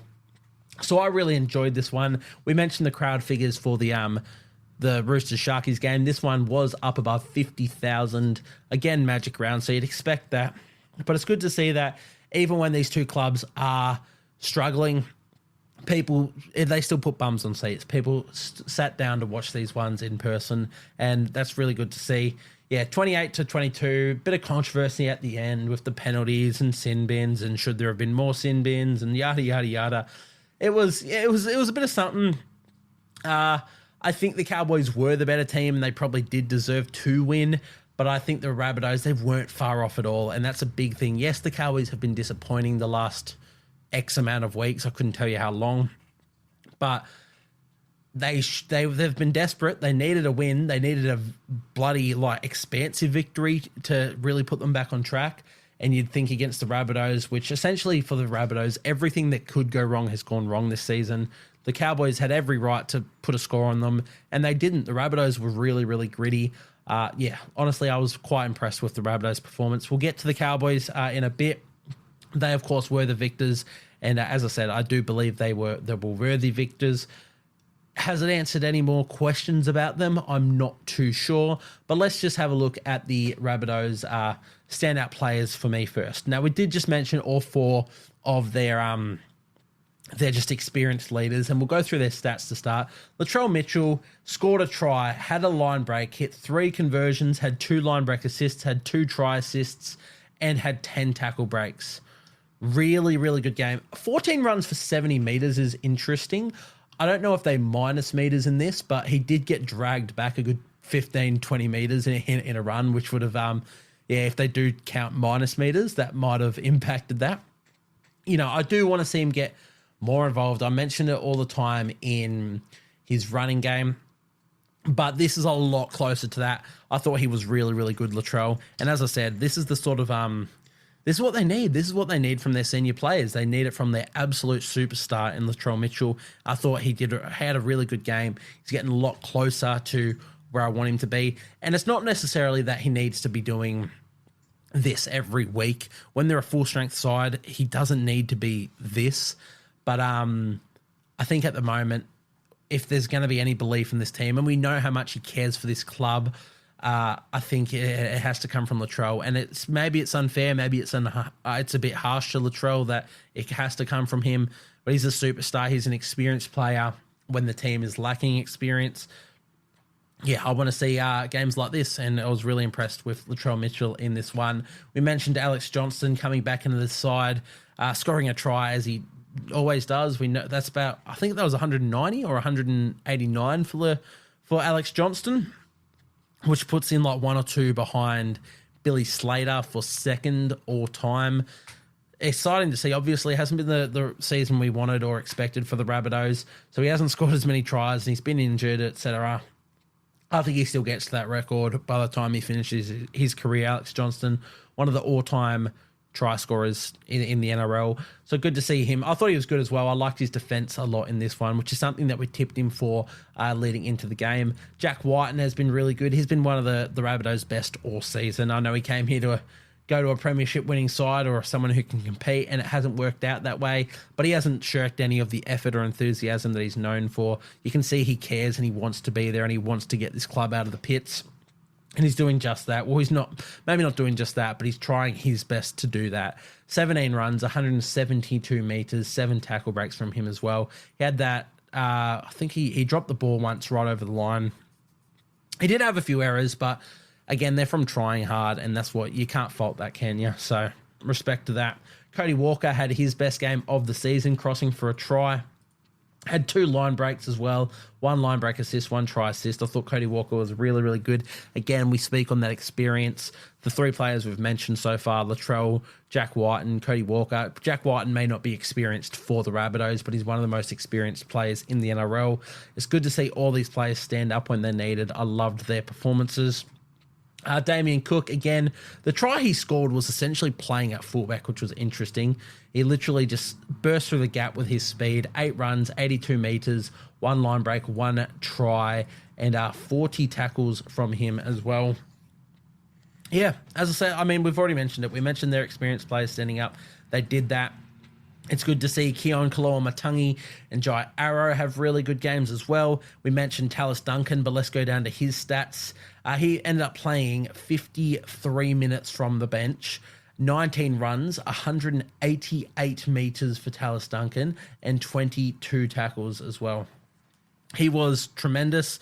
It's been really weird seeing the way he's been used this year. I expected a lot more game time for Tallis Duncan. It hasn't ended up that way. I wanted to see him in the second row, and I still want to see that because I hate Jai Arrow as a second rower. He's just a middle forward to me. By the looks of it, the Rabbitohs are keen on Tallis Duncan through the middle, and this goes to show why he's good at what he does. He was really, really good, Tallis Duncan, but I still think I'd prefer him on the edge, and I'd still prefer Jai Arrow in the middle. But yeah, really good game from the Rabbitohs. I know you didn't get the result, and I know it's been a tough old season, and just losing games, even if you play well and losing games, it doesn't do much. I know from a Warriors fan who has been through the pits, and even when we play well and we lose, it doesn't really encourage me too much. But from just an NRL supporter watching it, looking in from the outside at this game, I was really impressed, and I think you guys should hold your heads high. A few things went against you, of course, as well. So, yeah, just hold your heads high. Really impressed with you guys. Over to the Cowboys. They got the job done. It wasn't convincing as it should have been, in my opinion, but they scored more points, which you expect from the Cowboys. They could have scored more, to be honest. As I said, this is why I thought they were the worthy victors in this side. Rabbitohs continue to the very end, and the sin bins and should there have been more, etc. Whatever you want to see there. But I'm going to start on the problems, not so much at the Cowboys. So don't get too scared there. The no try call on Jeremiah Nanai is one of the worst calls I have ever seen in rugby league. I cannot believe what I was watching there. I've been watching for a long time, but that call infuriated me. How the fuck, pardon my French, but I am, this just grinds my gears. How can you call an obstruction on Viliami Vailea, who is supporting Nanai? He is running right next to Nanai, waiting for an offload. Yeah, Alex Johnston comes across to try and get to Nanai, but you can't obstruct when you're behind the player as a support option. And then they say, yeah, he gets in front of the play. He gets in front of the play because Alex Johnston tackles him in front of the play and pushes him in front of Jeremiah Nanai. He doesn't obstruct Johnston. He doesn't hit an outside or inside shoulder. He doesn't run through the line. He doesn't hold up in the line. He's there as a support player. And yeah, Johnston is unluckily infringed because they're coming directly across from one another, but you can't be invisible. It was abysmal. It is one of the worst calls I've ever seen, and I cannot understand for the life of me that the bunker gets these wrong. I can understand refs getting calls wrong on the fly. I think the reffing this year has been really poor as well, but I can take that, because you're making these calls on the fly. The bunker, who have 1 million cameras and $1 million invested in this technology to see every angle imaginable, how can you get these calls wrong? It is infuriating. It is unforgivable. It's the single worst thing in rugby league at the moment is the refereeing / bunker. I want more emphasis on the bunker than the refereeing. These calls cannot keep happening. You can have bad calls every now and then. Sure, that's fine. The bunker cannot, because they have all the evidence available to them. It's ruining games of rugby league. I know the Cowboys won, but if they didn't, I'd be furious. I'd contemplate. I couldn't contemplate it. I'm a super fan. I could not contemplate giving up on watching rugby league, but I can sympathise with players with fans who are watching their teams, and a call like that happens, and if that costs you a game, I can understand why you go, nah, fuck it. It's not worth the heartbreak of watching footy for that shit to happen. It is unbelievable. It is outrageous. It is unforgivable. there needs to be a change. I don't care if we scrap the bunker completely and go back to just no video ref, which is backwards, sure. Like, it does more good than bad. Don't get me wrong. I'm not saying that it's always bad, but you can't get these wrong. You have to be right 100% of the time as the bunker because you have all the evidence available to you. There's even other calls. There was a bloody... Like in the Storm game, I think it was the Storm game where there was a captain's challenge to see if the ball hit someone's fingers after a pass, or it might have even been this Rabbitohs game. And yeah, captain's challenge, we believe that the Rabbitohs or Storm, whoever it was, are challenging to see if there was a touch after I've made the call of turnover or whatever it was.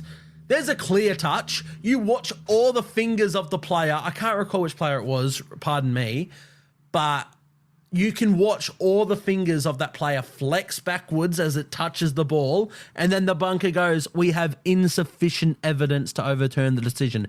How in crikey fuck do you have insufficient evidence? You can see everything. This is millions of dollars of technology that we've invested to this shit, and you get it wrong. Scrap or just sack everyone in the bunker. I understand that the bunker is literally just it cycles through the referees, I believe. If you're not reffing the game, it's one of those referees that are normally in it. It's just ridiculous. It's ridiculous. Put commentators there. Let the commentators, let the ex-players, I don't care, do the bunker. Because it's gobsmacking to me that you get the commentators and the players who watch these games, they're calling the right things.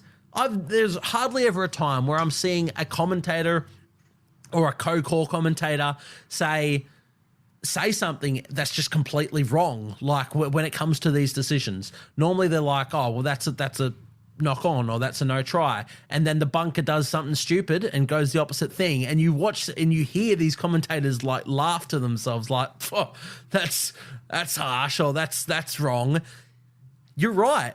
How can you guys see it? How can we as the audience and the fans see it, but the people who are getting paid to do this job cannot see it? That is what frustrates me to no end. I've just gone on this rant for a lot longer than I should have, but it pisses me off. There needs to be, in the words of Jeff Tuvey, let's make it a bit humorous to end, there's got to be an investigation. Someone's got to be held accountable for this. And with that, let's move into the Cowboys' performance, shall we? Thank you for bearing with me. The Cowboys, let's move into that. Hello, Cowboys. How are we? You played well. You won the game. You beat the Rabbitohs. Your standout performers, Scott Drinkwater, trying hard as per always. I'll stop with the silly voice now, but yeah, apologies.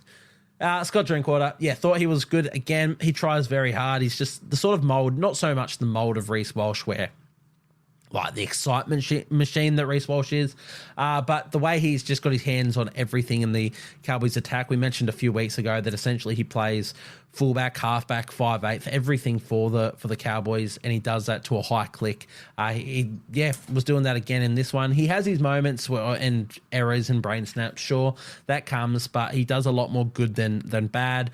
19 runs, 158 metres, 2 line break assists, 2 try assists, 5 tackle breaks, just doing good stuff, as I said, more than bad. Viliame Velea, I think he had his breakout NRL game, to be honest. Very highly touted from the Warriors juniors. I had a lot of belief in him. It didn't quite work out with form and injury and depth at the Warriors. He's got his shot here. He's third cab down the rank in their backup centre department. So they went with Kyle Labert, then they went Tom Chester. Now Viliame Velea is getting his shot. And I think he's grabbing it with both hands, which is really good to see. You've had a few things go against you, but as soon as you do get that shot, you have to grab it with both hands. I think he's doing that. He scored a nice try in this one, showing his powerful running. 16 runs, 159 metres. As I said, that line break, 6 tackle breaks as well. I thought defensively he was quite sound as well, so I want to give him his dues for that, because that's always been a problem area of his game, but thought he was really good. Murray Taulagi, back in this Cowboys side, weapon, 14 runs, 161 metres, line break assist, try assist, the way he runs with the footy, I love it. Just holding it in one hand and just dangling it around. It's really entertaining. It's risky, but he's got that confidence and prowess to pull that off. So I love that. Tom Dearden, we mentioned in our team of the week. 2 tries. Yes, he got the sin bin at the end. It's not that deep. I'm not really going to hold that against him. Didn't cost anything. It was literally a minute in the sin bin. But he scored the 2 tries. He made those 30 tackles. It was just everywhere. Again, we mentioned a few weeks ago talking about players like Tom Dearden and Reuben Cotter. Like they're not players that it seems like they should lose. You watch them, and when you see them lose, you're like, how these players can't lose. Well, this is why performances like this from Tom Dearden is why the Cowboys shouldn't be losing games, and it's pretty gutting to see whenever he does lose a game because he's a weapon. Loved seeing him in this one. Chad Townsend was fine. He probably still cop flack from everybody else because people really don't know rugby league, but he does his job out there. Wasn't probably his quietest game of the season or up there with his quietest, but I thought he was still pretty decent. Reece Robson, another 80-minute performance, 6 runs for 127 metres. He had that line break. Tell you what, in that line break was crazy. He was looking for support the entire time. Murray Taulagi, a winger, he's a bigger winger, but a winger nonetheless. He couldn't keep up with Reece Robson in support. Reece has made that break and he's looking around. The closest player trying to get to him is Taulagi. And Robson left him for dead. And I know he was angry afterwards saying, where's the fucking support? Bro, you got to be a bit slower than that if people want to keep up. Like, he was a rapid Reece Robson. So, I thought he was really good there. Of course, he made his 45 tackles to go along with that. Thought he was really, really good, Reece Robson. The battle for the New South Wales hooker jersey is heating up. I thought Wade Egan earlier in the season was the best hooker in the NRL. He's sort of slumped off with the Warriors' form slump and another injury, which we'll get to, which is really unfortunate for Wade Egan. But between, him, if he's still in contention, even if he was or not, Reece Robson, Damien Cook, I know he's had a pretty indifferent season for the Bunnies, but he's still Damien Cook. Api Coruscant, Blake Brayley, this hooker role for New South Wales is the best it's ever been. And if any of them can compete against Harry Grant, maybe we can actually get some wins. It's sort of reminiscent to how it's been for a long time for the Blues. I think back to going up against Cam Smith, and we had options of, Robbie Farah and Michael Ennis. There's other players that we put, Danny Badiris, who was there until 2012.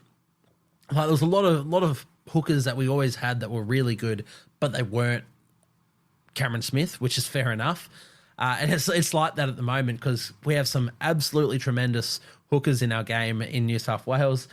Are they Harry Grant? No. And that's no knock to any of these hookers. As I said, they're fantastic. But Harry Grant's he's a weapon. But Reece Robson, fantastic. Griffin Neame, thought he was really good, had some really hard running. Only 36 minutes from Griffin in this one. It seems like they're reducing his workload a bit, but he had 10 runs for 114 metres. Just runs it really hard. Love what he's doing. Hylam Lukey, it's... I don't know. He had moments. You can always see it with Hylam. I would like to get him back to that 80-minute role, and we'll see his best, hopefully, but not his best, and not the best from Jeremiah Nanai either. I know he had that try taken away, which I'm furious at, but even without that, he still only ran the ball 6 times, is it? 6 times for 50 metres and 80 minutes of game time, and you need a lot more from Jeremiah Nanai than that, in my opinion. I also thought Reuben Cotter had his worst game of the season, missed 4 tackles, had 4 more ineffective, and only had 8 runs for 58. So for the Cowboys to do this with a lot of their forward pack not getting up to standard, it's a massive effort, to be honest. Not a single one of their starting front... Griffin Neame's 114 metres was the only starting forward to run for over 100. 127 from Reece Robson if you count the hooker, but I count that as a spine player, not a forward. Off the bench, Sam McIntyre was tremendous. I loved McIntyre. I've just said tremendous again. Apologies, guys. Hopefully you've had a break from it and you can let me off for that one. I thought Sam McIntyre was really, really good off the bench. He had 44 minutes in this game, 9 runs, 100 metres, 1 line break, 4 tackle breaks as well. Really, really good from McIntyre. Jason Tamalolo, only 33 minutes, but he's making those minutes count. I still want him to get up a lot more than that. 93 metres from 7 runs from him. And lastly, at the bottom of this list of teams, of players, because they were a late replacement.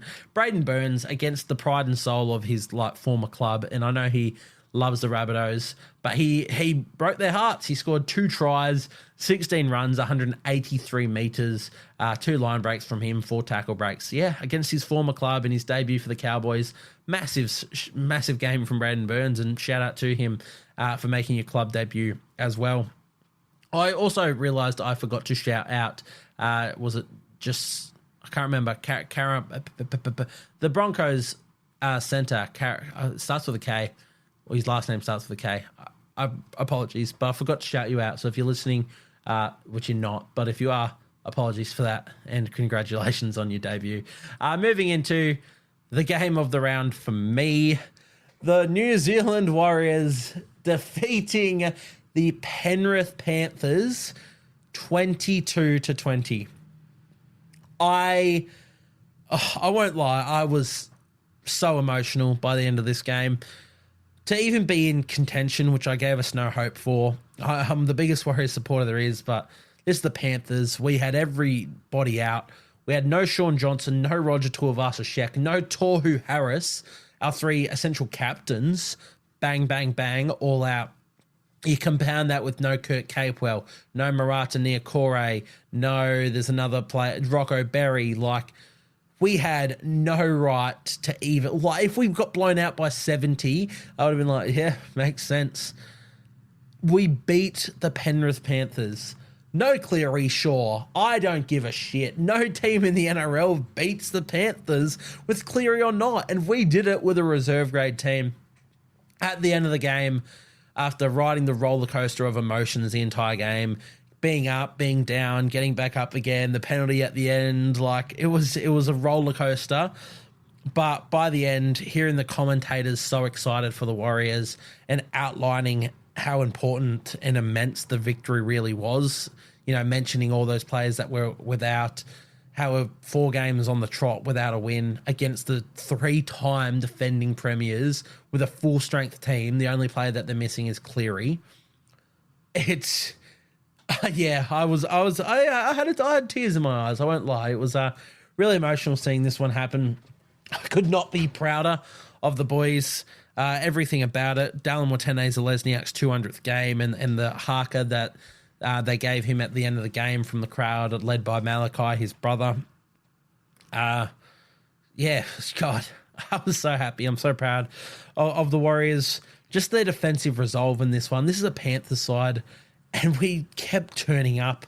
Bunty Afoa did not miss a tackle in this game. I know a lot of people look at Bunty as just like the off-the-back fence weapon he is, and I love him for that. But his defense in this game was incredible. Mitch Barnett's defense, he was everywhere. The way he was chasing back. When Jerome Luai scored that try, the person in pursuit was Mitch Barnett.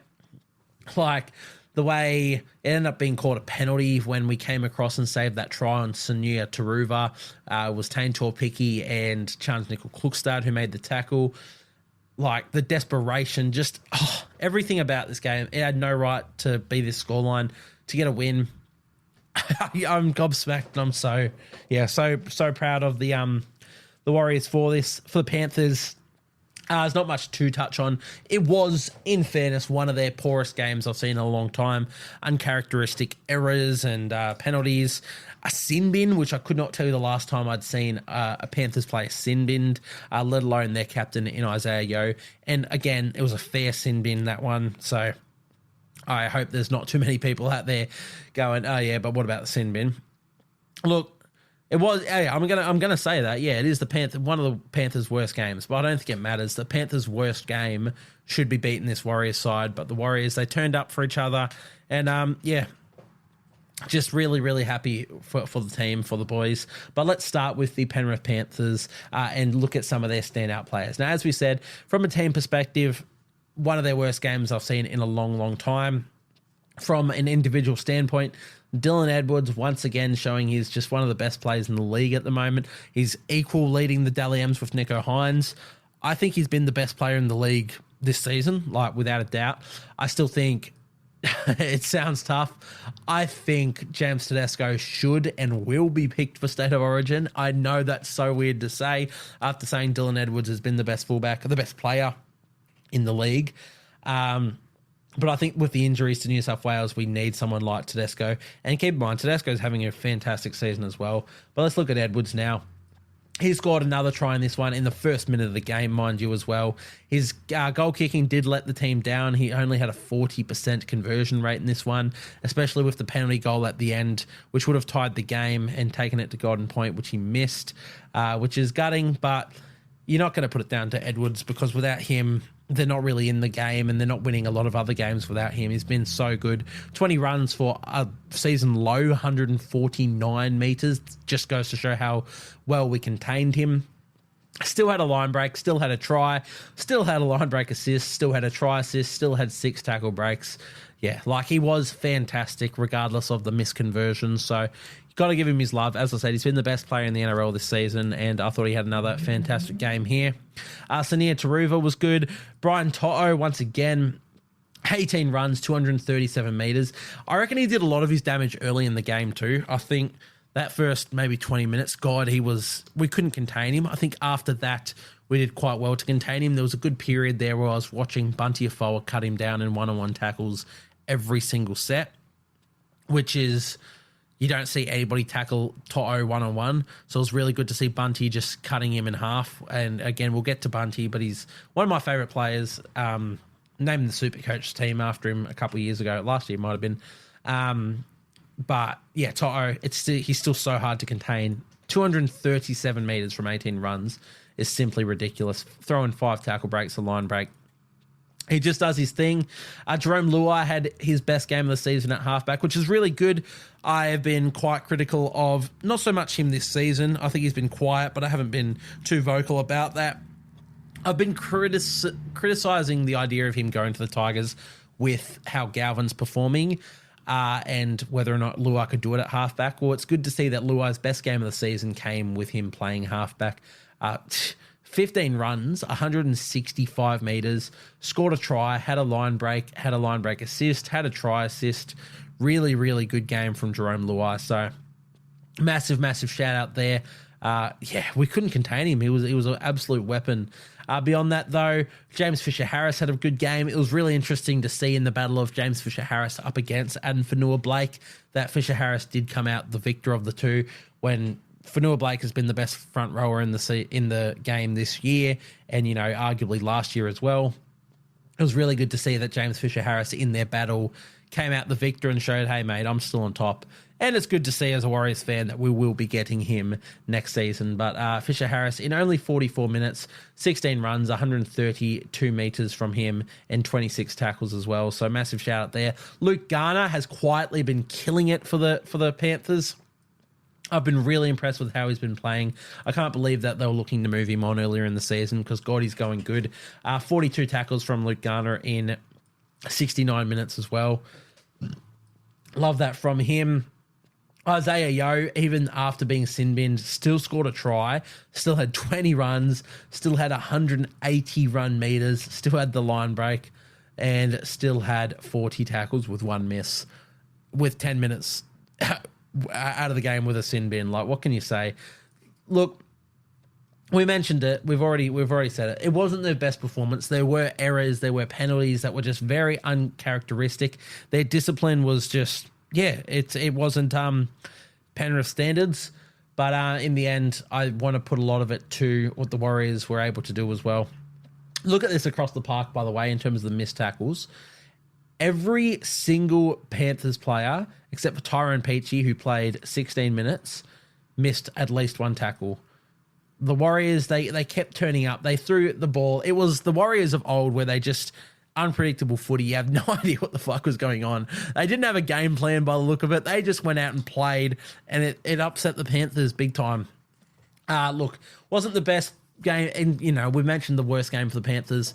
The worst game from the Panthers is still better than 90% of teams in the NRL, so definitely not something that you worry about too much. It's probably just one of those games where it comes. I'm sure Ivan Cleary will have the Panthers boys up for the next clash. But let's look to the Warriors here. Tane Tuapiki at fullback. my king. Every one of these boys are my Pookie Bears, to be honest. But Tane Tuapiki, he saved the game with the try he scored near the end and the goal kick from the sideline to get us ahead. It started off shaky for Tane. He put one out of the full. He had another, I think it was an error pretty early into the game.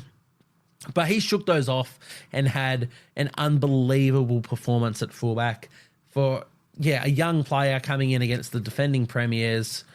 He was incredible. As I said, the try, 100% conversion rate, including the one to put us ahead and win the game. 23 runs, 198 metres, 2 line breaks, 3 tackle breaks. Just incredible. The try savers he came up with, he was immense. Dallin and Marcelo Montoya, they did their bits and tried their heart out. Adam Pompey and Ali Leotawa were fantastic at centre. Adam Pompey got skinned by Isaac Tungo early. But again, we're just short on numbers. I'm not going to blame that on an Adam Pompey defensive lapse as per se, which a lot of people would be quick to do. I don't know why there's so much hate for Adam Pompey because I don't understand it. But he scored himself a great try off a beautiful line run as well. He had 18 runs for 165 metres. Ali Leotawa looked to be playing a little bit injured and still managed to score a try. 11 runs, 105 metres as well. Really, I mean, he's a gun. We've always wanted to see the best out of him. Also, shout out Ali and Tane Tuapiki for scoring tries. These were their first tries in the NRL in this game. So, massive congratulations to them. Charles Klukstad at 5'8". Tremendous.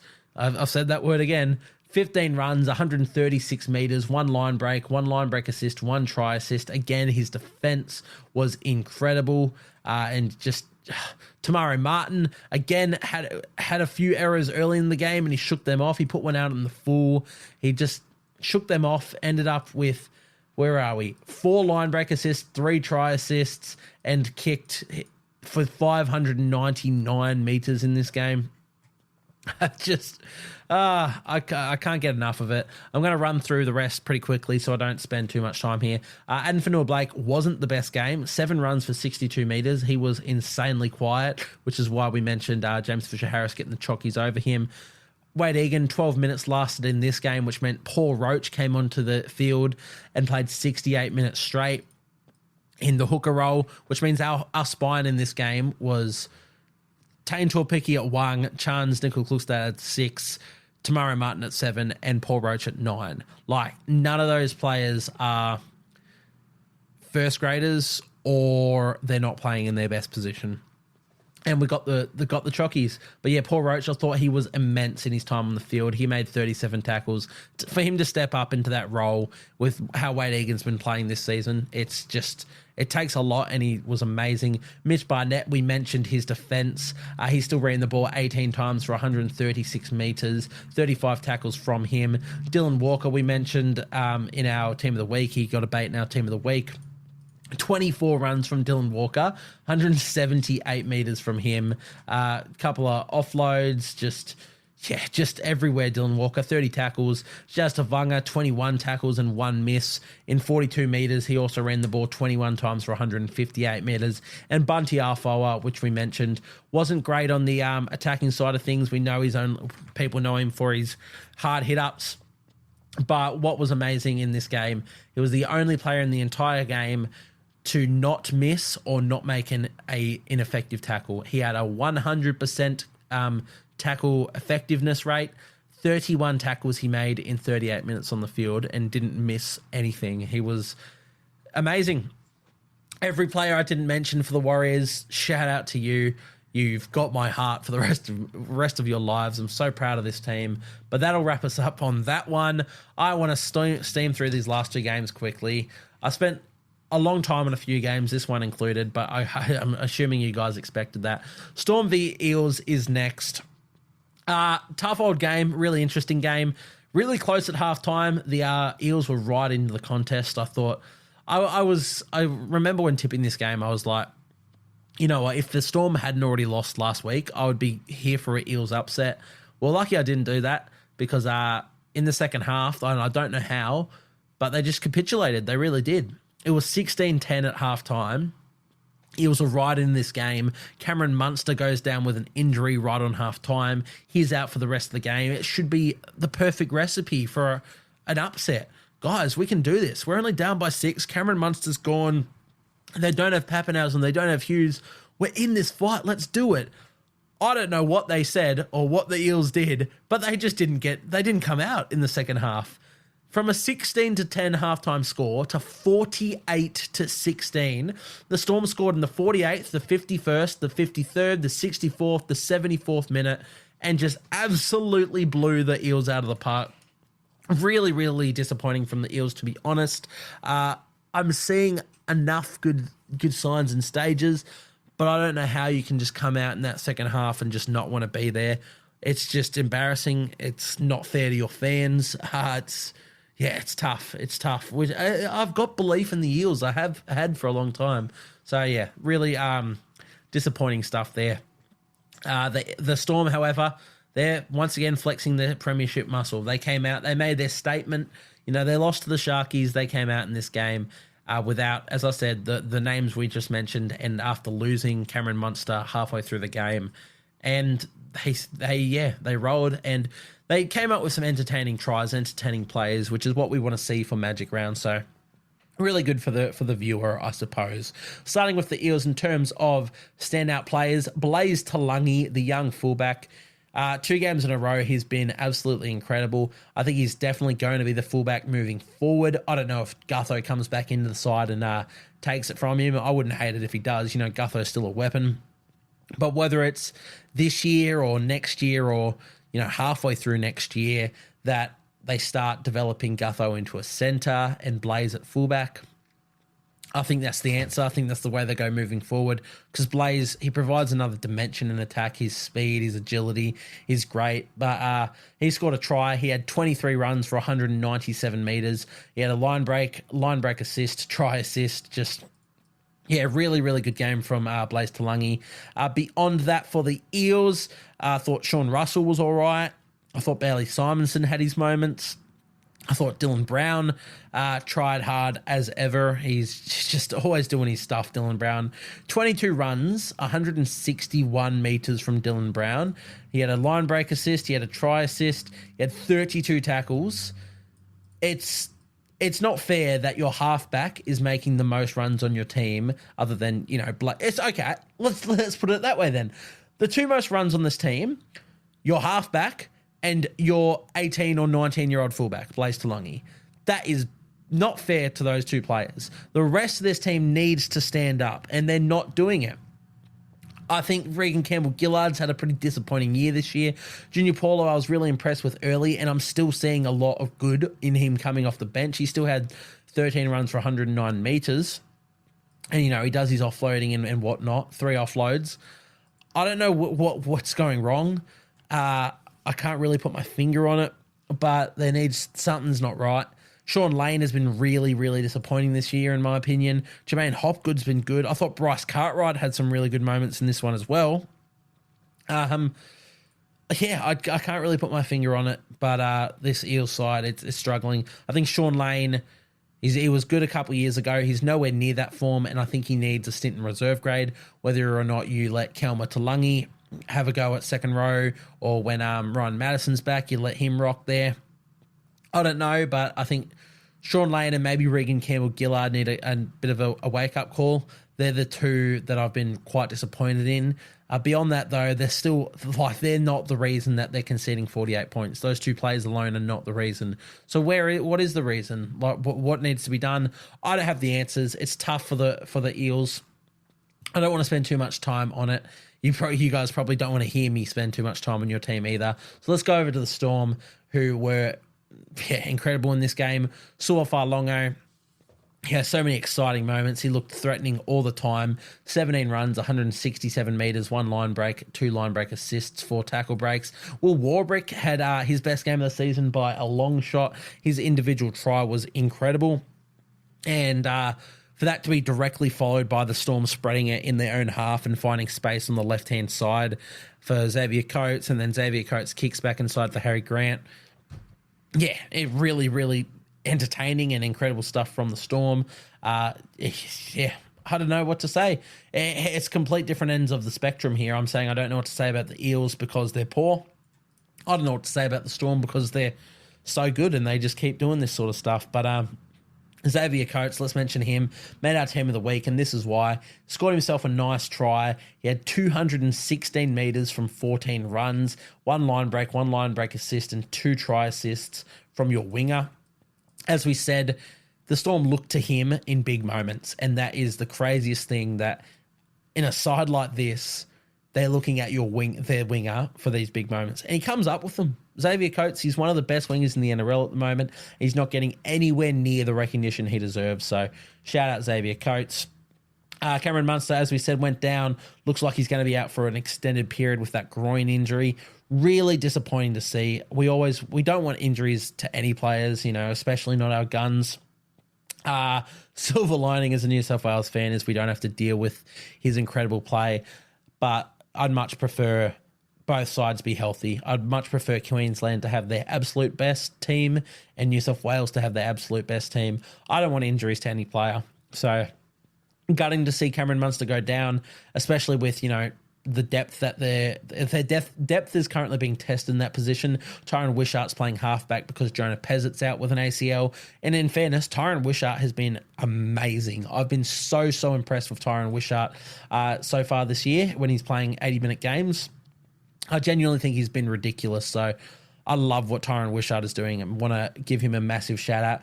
A lot of it's not showing up in stats, but he's a bloody good footballer, Wishart. Hopefully they get Hughes back in a week or two. I assume he'll go straight to halfback and Tyron Wishart will go to 5'8", and that will offset that a little bit. But you can't replace Cameron Munster, so really disappointing. But again, shout out to the Storm for getting it done in Munster's absence. Christian Welch, I think he's been really good the last few weeks since being elevated back to the starting side. Not playing an increased amount of minutes, only 46. I think that's a good little spot for him at the moment. 14 runs, 131 metres from him. And a couple of offloads as well from Christian Welch. Harry Grant, we mentioned, he got a spell in this one because they were up so big and he had done everything for them. 2 tries in 67 minutes. He ran the ball 13 times for 92 metres. He had a line break assist, and a try assist as well. Oh, let's look at the tackles. He is a bloody hooker after all. 30 tackles as well. So shout out to Harry Grant. Josh King I thought was really good. 16 runs for 155 metres from Josh King. Probably made a million tackles. 24 tackles as well. Sean Blore, good. Eliesa Katoa, absolute gun. We mentioned him, one of the standouts of this week. He scored a try. 16 runs, 168 metres, 2 line breaks, one of which was running directly over Makahisi Makatoa. He just took a hit up. He's a second rower. He's not a front rower. He ran at Makatoa, who's a gigantic man, absolutely flattened him, steamrolled him straight through, made the line break. Like, that's the sort of stuff you want to see from Katoa. We know he's always had that in him. He's been so good since he's come to the Storm, and he was absolutely amazing in this game as well. So, massive shout out to Eliesa Katoa. I thought Trent Liero off the bench was amazing. He ended up being a late switch with Tui Kamakamitha starting at lock, and shout out to Tui because he did score himself a nice little try in this game as well. But Trent Liero, I thought he was really good off the interchange. I really, just love the way he plays at lock forward. Alec McDonald was good. Grant Anderson played 50 minutes between the wing and the halves and etc. Look, the Storm, they're the best. They're one of the best in the competition. This is a massive statement game from them, and I think they kick on from this even without Cameron Munster. So let's try and wrap this up with the final game of the round. The West Tigers going down to the Dolphins, 12-24. I'll admit I did miss about 20 minutes of this game and didn't have the time to go back. I saw the first half and then I missed the first 20 minutes of the second half and caught the last 20. The Tigers, they seem to be in the fight in every game, but they're just lacking a bit of polish and excitement in their attack. I don't know what it is. Again, you look at their spine. Galvin's been really, really good this year. Jaden Sullivan provides spark. Jerome Buller's got spark. Abby Coruscant's got spark. And yet somehow something's not hitting. And it's weird because I'm looking across their team and I don't know what it is. I like their forward pack. I think their backs are lacking a bit of excitement, or just in general, I think their backs are lacking. Brent Naden, Charlie Staines wouldn't make, and Solomon Alaimalo. I think most top teams in the NRL, they don't make those teams. But I'm not saying that it's the back's fault, not at all. I actually think Staines has had some good, decent games this year. Brent Naden's had some really good moments. I know last week he was given a bath in defense, but he's had some good attacking moments. Justin Olam's been good this year, despite the sin bin in this one. Look, I don't know where it is with the Tigers. I like their front row. I like their second row. Usually, I know it was Fainu and Seyfarth in this one, and Asu Kapoor, I suppose, as well, which isn't their normal ones, like their normal starting one. But they're good players and they're all right in their own right. Alex Twal started at lock. Did he miss a tackle? Alex Twal watched 3 missed tackles. Get him out of here. Sack Alex Twal. All my homies hate Alex Twal. 3 missed tackles from Alex Twal. Are you taking the piss? Nah, he's got to be gone. You can't have that. What? Oh, look, I'm obviously taking the piss. Twal is a gun, and he never misses a tackle, which is why that's bizarre. But 53 minutes is an increased run in the middle up against the Dolphins team, who are very mobile. He still ran the ball 15 times for 125 metres, and he still made 40 tackles. So, yeah, he topped the tackle count of any player, despite the fact he only played 53 minutes. What? Yeah, you can forgive him a little bit, I suppose, but yeah, I don't know. I don't know where it goes for the Tigers. I'm not quite sure what the answer is. There's enough there. You can see it all, and I'm hoping Benji can find the right thing to bring it out of them. But for now, in terms of standout players, I thought Jerome Buller had his worst performance of the year. I've been impressed with him. I think can inject himself a little bit more, but in this game, I thought he was quite poor. I thought Justin Olam was really good, which is good to see, and he has been good all season. Really good pickup for them. The sin bin was something. I won't speak too much on it, but yeah, I thought he was really good regardless. 179 metres from 16 runs, 2 line breaks, and scored himself a try as well. Solomon Alaimalo had his moments. He's a fast player, Solomon, by the way, and when we get to Hammer, the way Hammer just blitzes the entire team and gets away from them in his big run, wild stuff. But Lockie Galvin, really good. 20 runs, 147 metres from Galvin. Maybe Galvin is touching the ball too much, which is a bit interesting, but also he's the only player who seems like they're out there giving 120% each time, and he does create a lot. I'm not sure. As I said, I really don't know what the answer is for the Tigers, but I think Galvin was good. I thought Jaden Sullivan had his moments. I thought the front rowers for the Tigers were good. 162 metres from 19 runs from Stefano and 154 metres from 18 runs from Clemmer. They both did that in only 49 minutes. So they're running well. They're making metres. Api Coruscant scored another try, played the full 80, probably had 1 million tackles, 43 tackles as well. Yeah, I don't know. I'm not sure what the answer is, but there's enough good in this Tigers team, and yeah, hopefully they can just get a couple signings. You know, obviously they have Jerome Luai coming next year. I think the way I'm starting to think about it, and the excitement and the ability to score points that they need, maybe that is Jerome Luai. Luai's had a quiet season this season, hasn't created too much and hasn't scored too much, but maybe with the keys to the castle at the Tigers, he will be what they need. We'll have to see. They're not getting blown out. They're not playing really poor, which is the big thing, and it's a far cry from the last couple of seasons. So you take that, Tigers fans, but they're also not looking too threatening, and that's a bit disappointing. Lastly, shout out to Fanua Pule off the bench, who I thought was really good as well. Every time I saw him, he was making lots and lots of meters. So what's his stats here? Yeah, 13 runs, 148 meters from Fanua Pule. But let's get over to the Dolphins, who won this one, and try and wrap up this podcast. It's gone for another 2 hours. The Dolphins, Hamaso Tabuai Fido back at fullback. What can you say? 18 runs, 257 metres, 1 line break, 3 tackle breaks and 2 tries.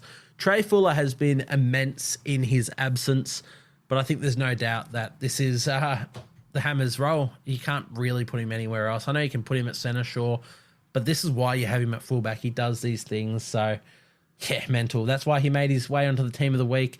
he's so exciting to watch, so fun to watch. So shout out Hammer. I thought the rest of their back five were all really good. The meters for all these players, let's read their scores. 257 for Hammer, 177 from Isako, 134 from Avarillo, 135 from Farnworth, and 141 from Bostock. They all worked their backsides off, and they all came up with some good little attacking stats too, like Isako. Actually, Isako was the only one who really didn't, but there's a line break assist from Avarillo. There's the line break assist, try assist from Farnworth. There's a try and line break from Bostock. There's the tries from Hammer. Yeah, they're playing good. Kota Nikorima, good again. Isaiah Katoa doing amazing stuff still. 15 runs and 101 meters from your halfback, by the way. 404 kick meters. He's what, 19, 20? Ridiculous stuff. Mark Nichols made our team of the week. The GOAT scored another try. 13 runs for 138 meters from him. He's a gun. He made 34 tackles as well. Speaking of tackles, Jeremy Marshall-King played the full 80. 48 tackles, 2 try assists, and 2 line break assists from Jeremy Marshall-King. Ewan Aitken was exceptional with 16 runs, 162 meters, 28 tackles and no missed. Just, yeah. The Dolphins team is really good. Fancy that. Connor Lemuelu as well. We almost forgot to mention him. I thought he was one of the best players out there for the Dolphins. Back playing 80 minutes at second row. So it's good to see this is, I think, the prototype now. Lemuelu and Aitken out of their second rowers. Felice Corfusi is now a prop who, you know, you can fill him into the second row. You can play him at lock. I think Felice Corfusi is just a experienced head that you want out there on the field. While you've also got Jesse Bromwich, and in this game you also had Kenny Bromwich. So I think it's that good little balance that they've found now, the Dolphins. So yeah, massive shout out to them. And yeah, I mean, we've given them their dues in the last couple of weeks.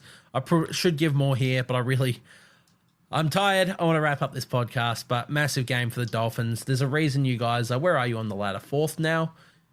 Fourth on the ladder. That's, you can say easy draw, but in the end, this is a team in its second year of conception, and they're 7-3 so far this season. Big tasks this week. They go up against the Warriors in New Zealand. So let's see if they can keep that going. I will probably be tipping them regardless of the Warriors winning against the Panthers.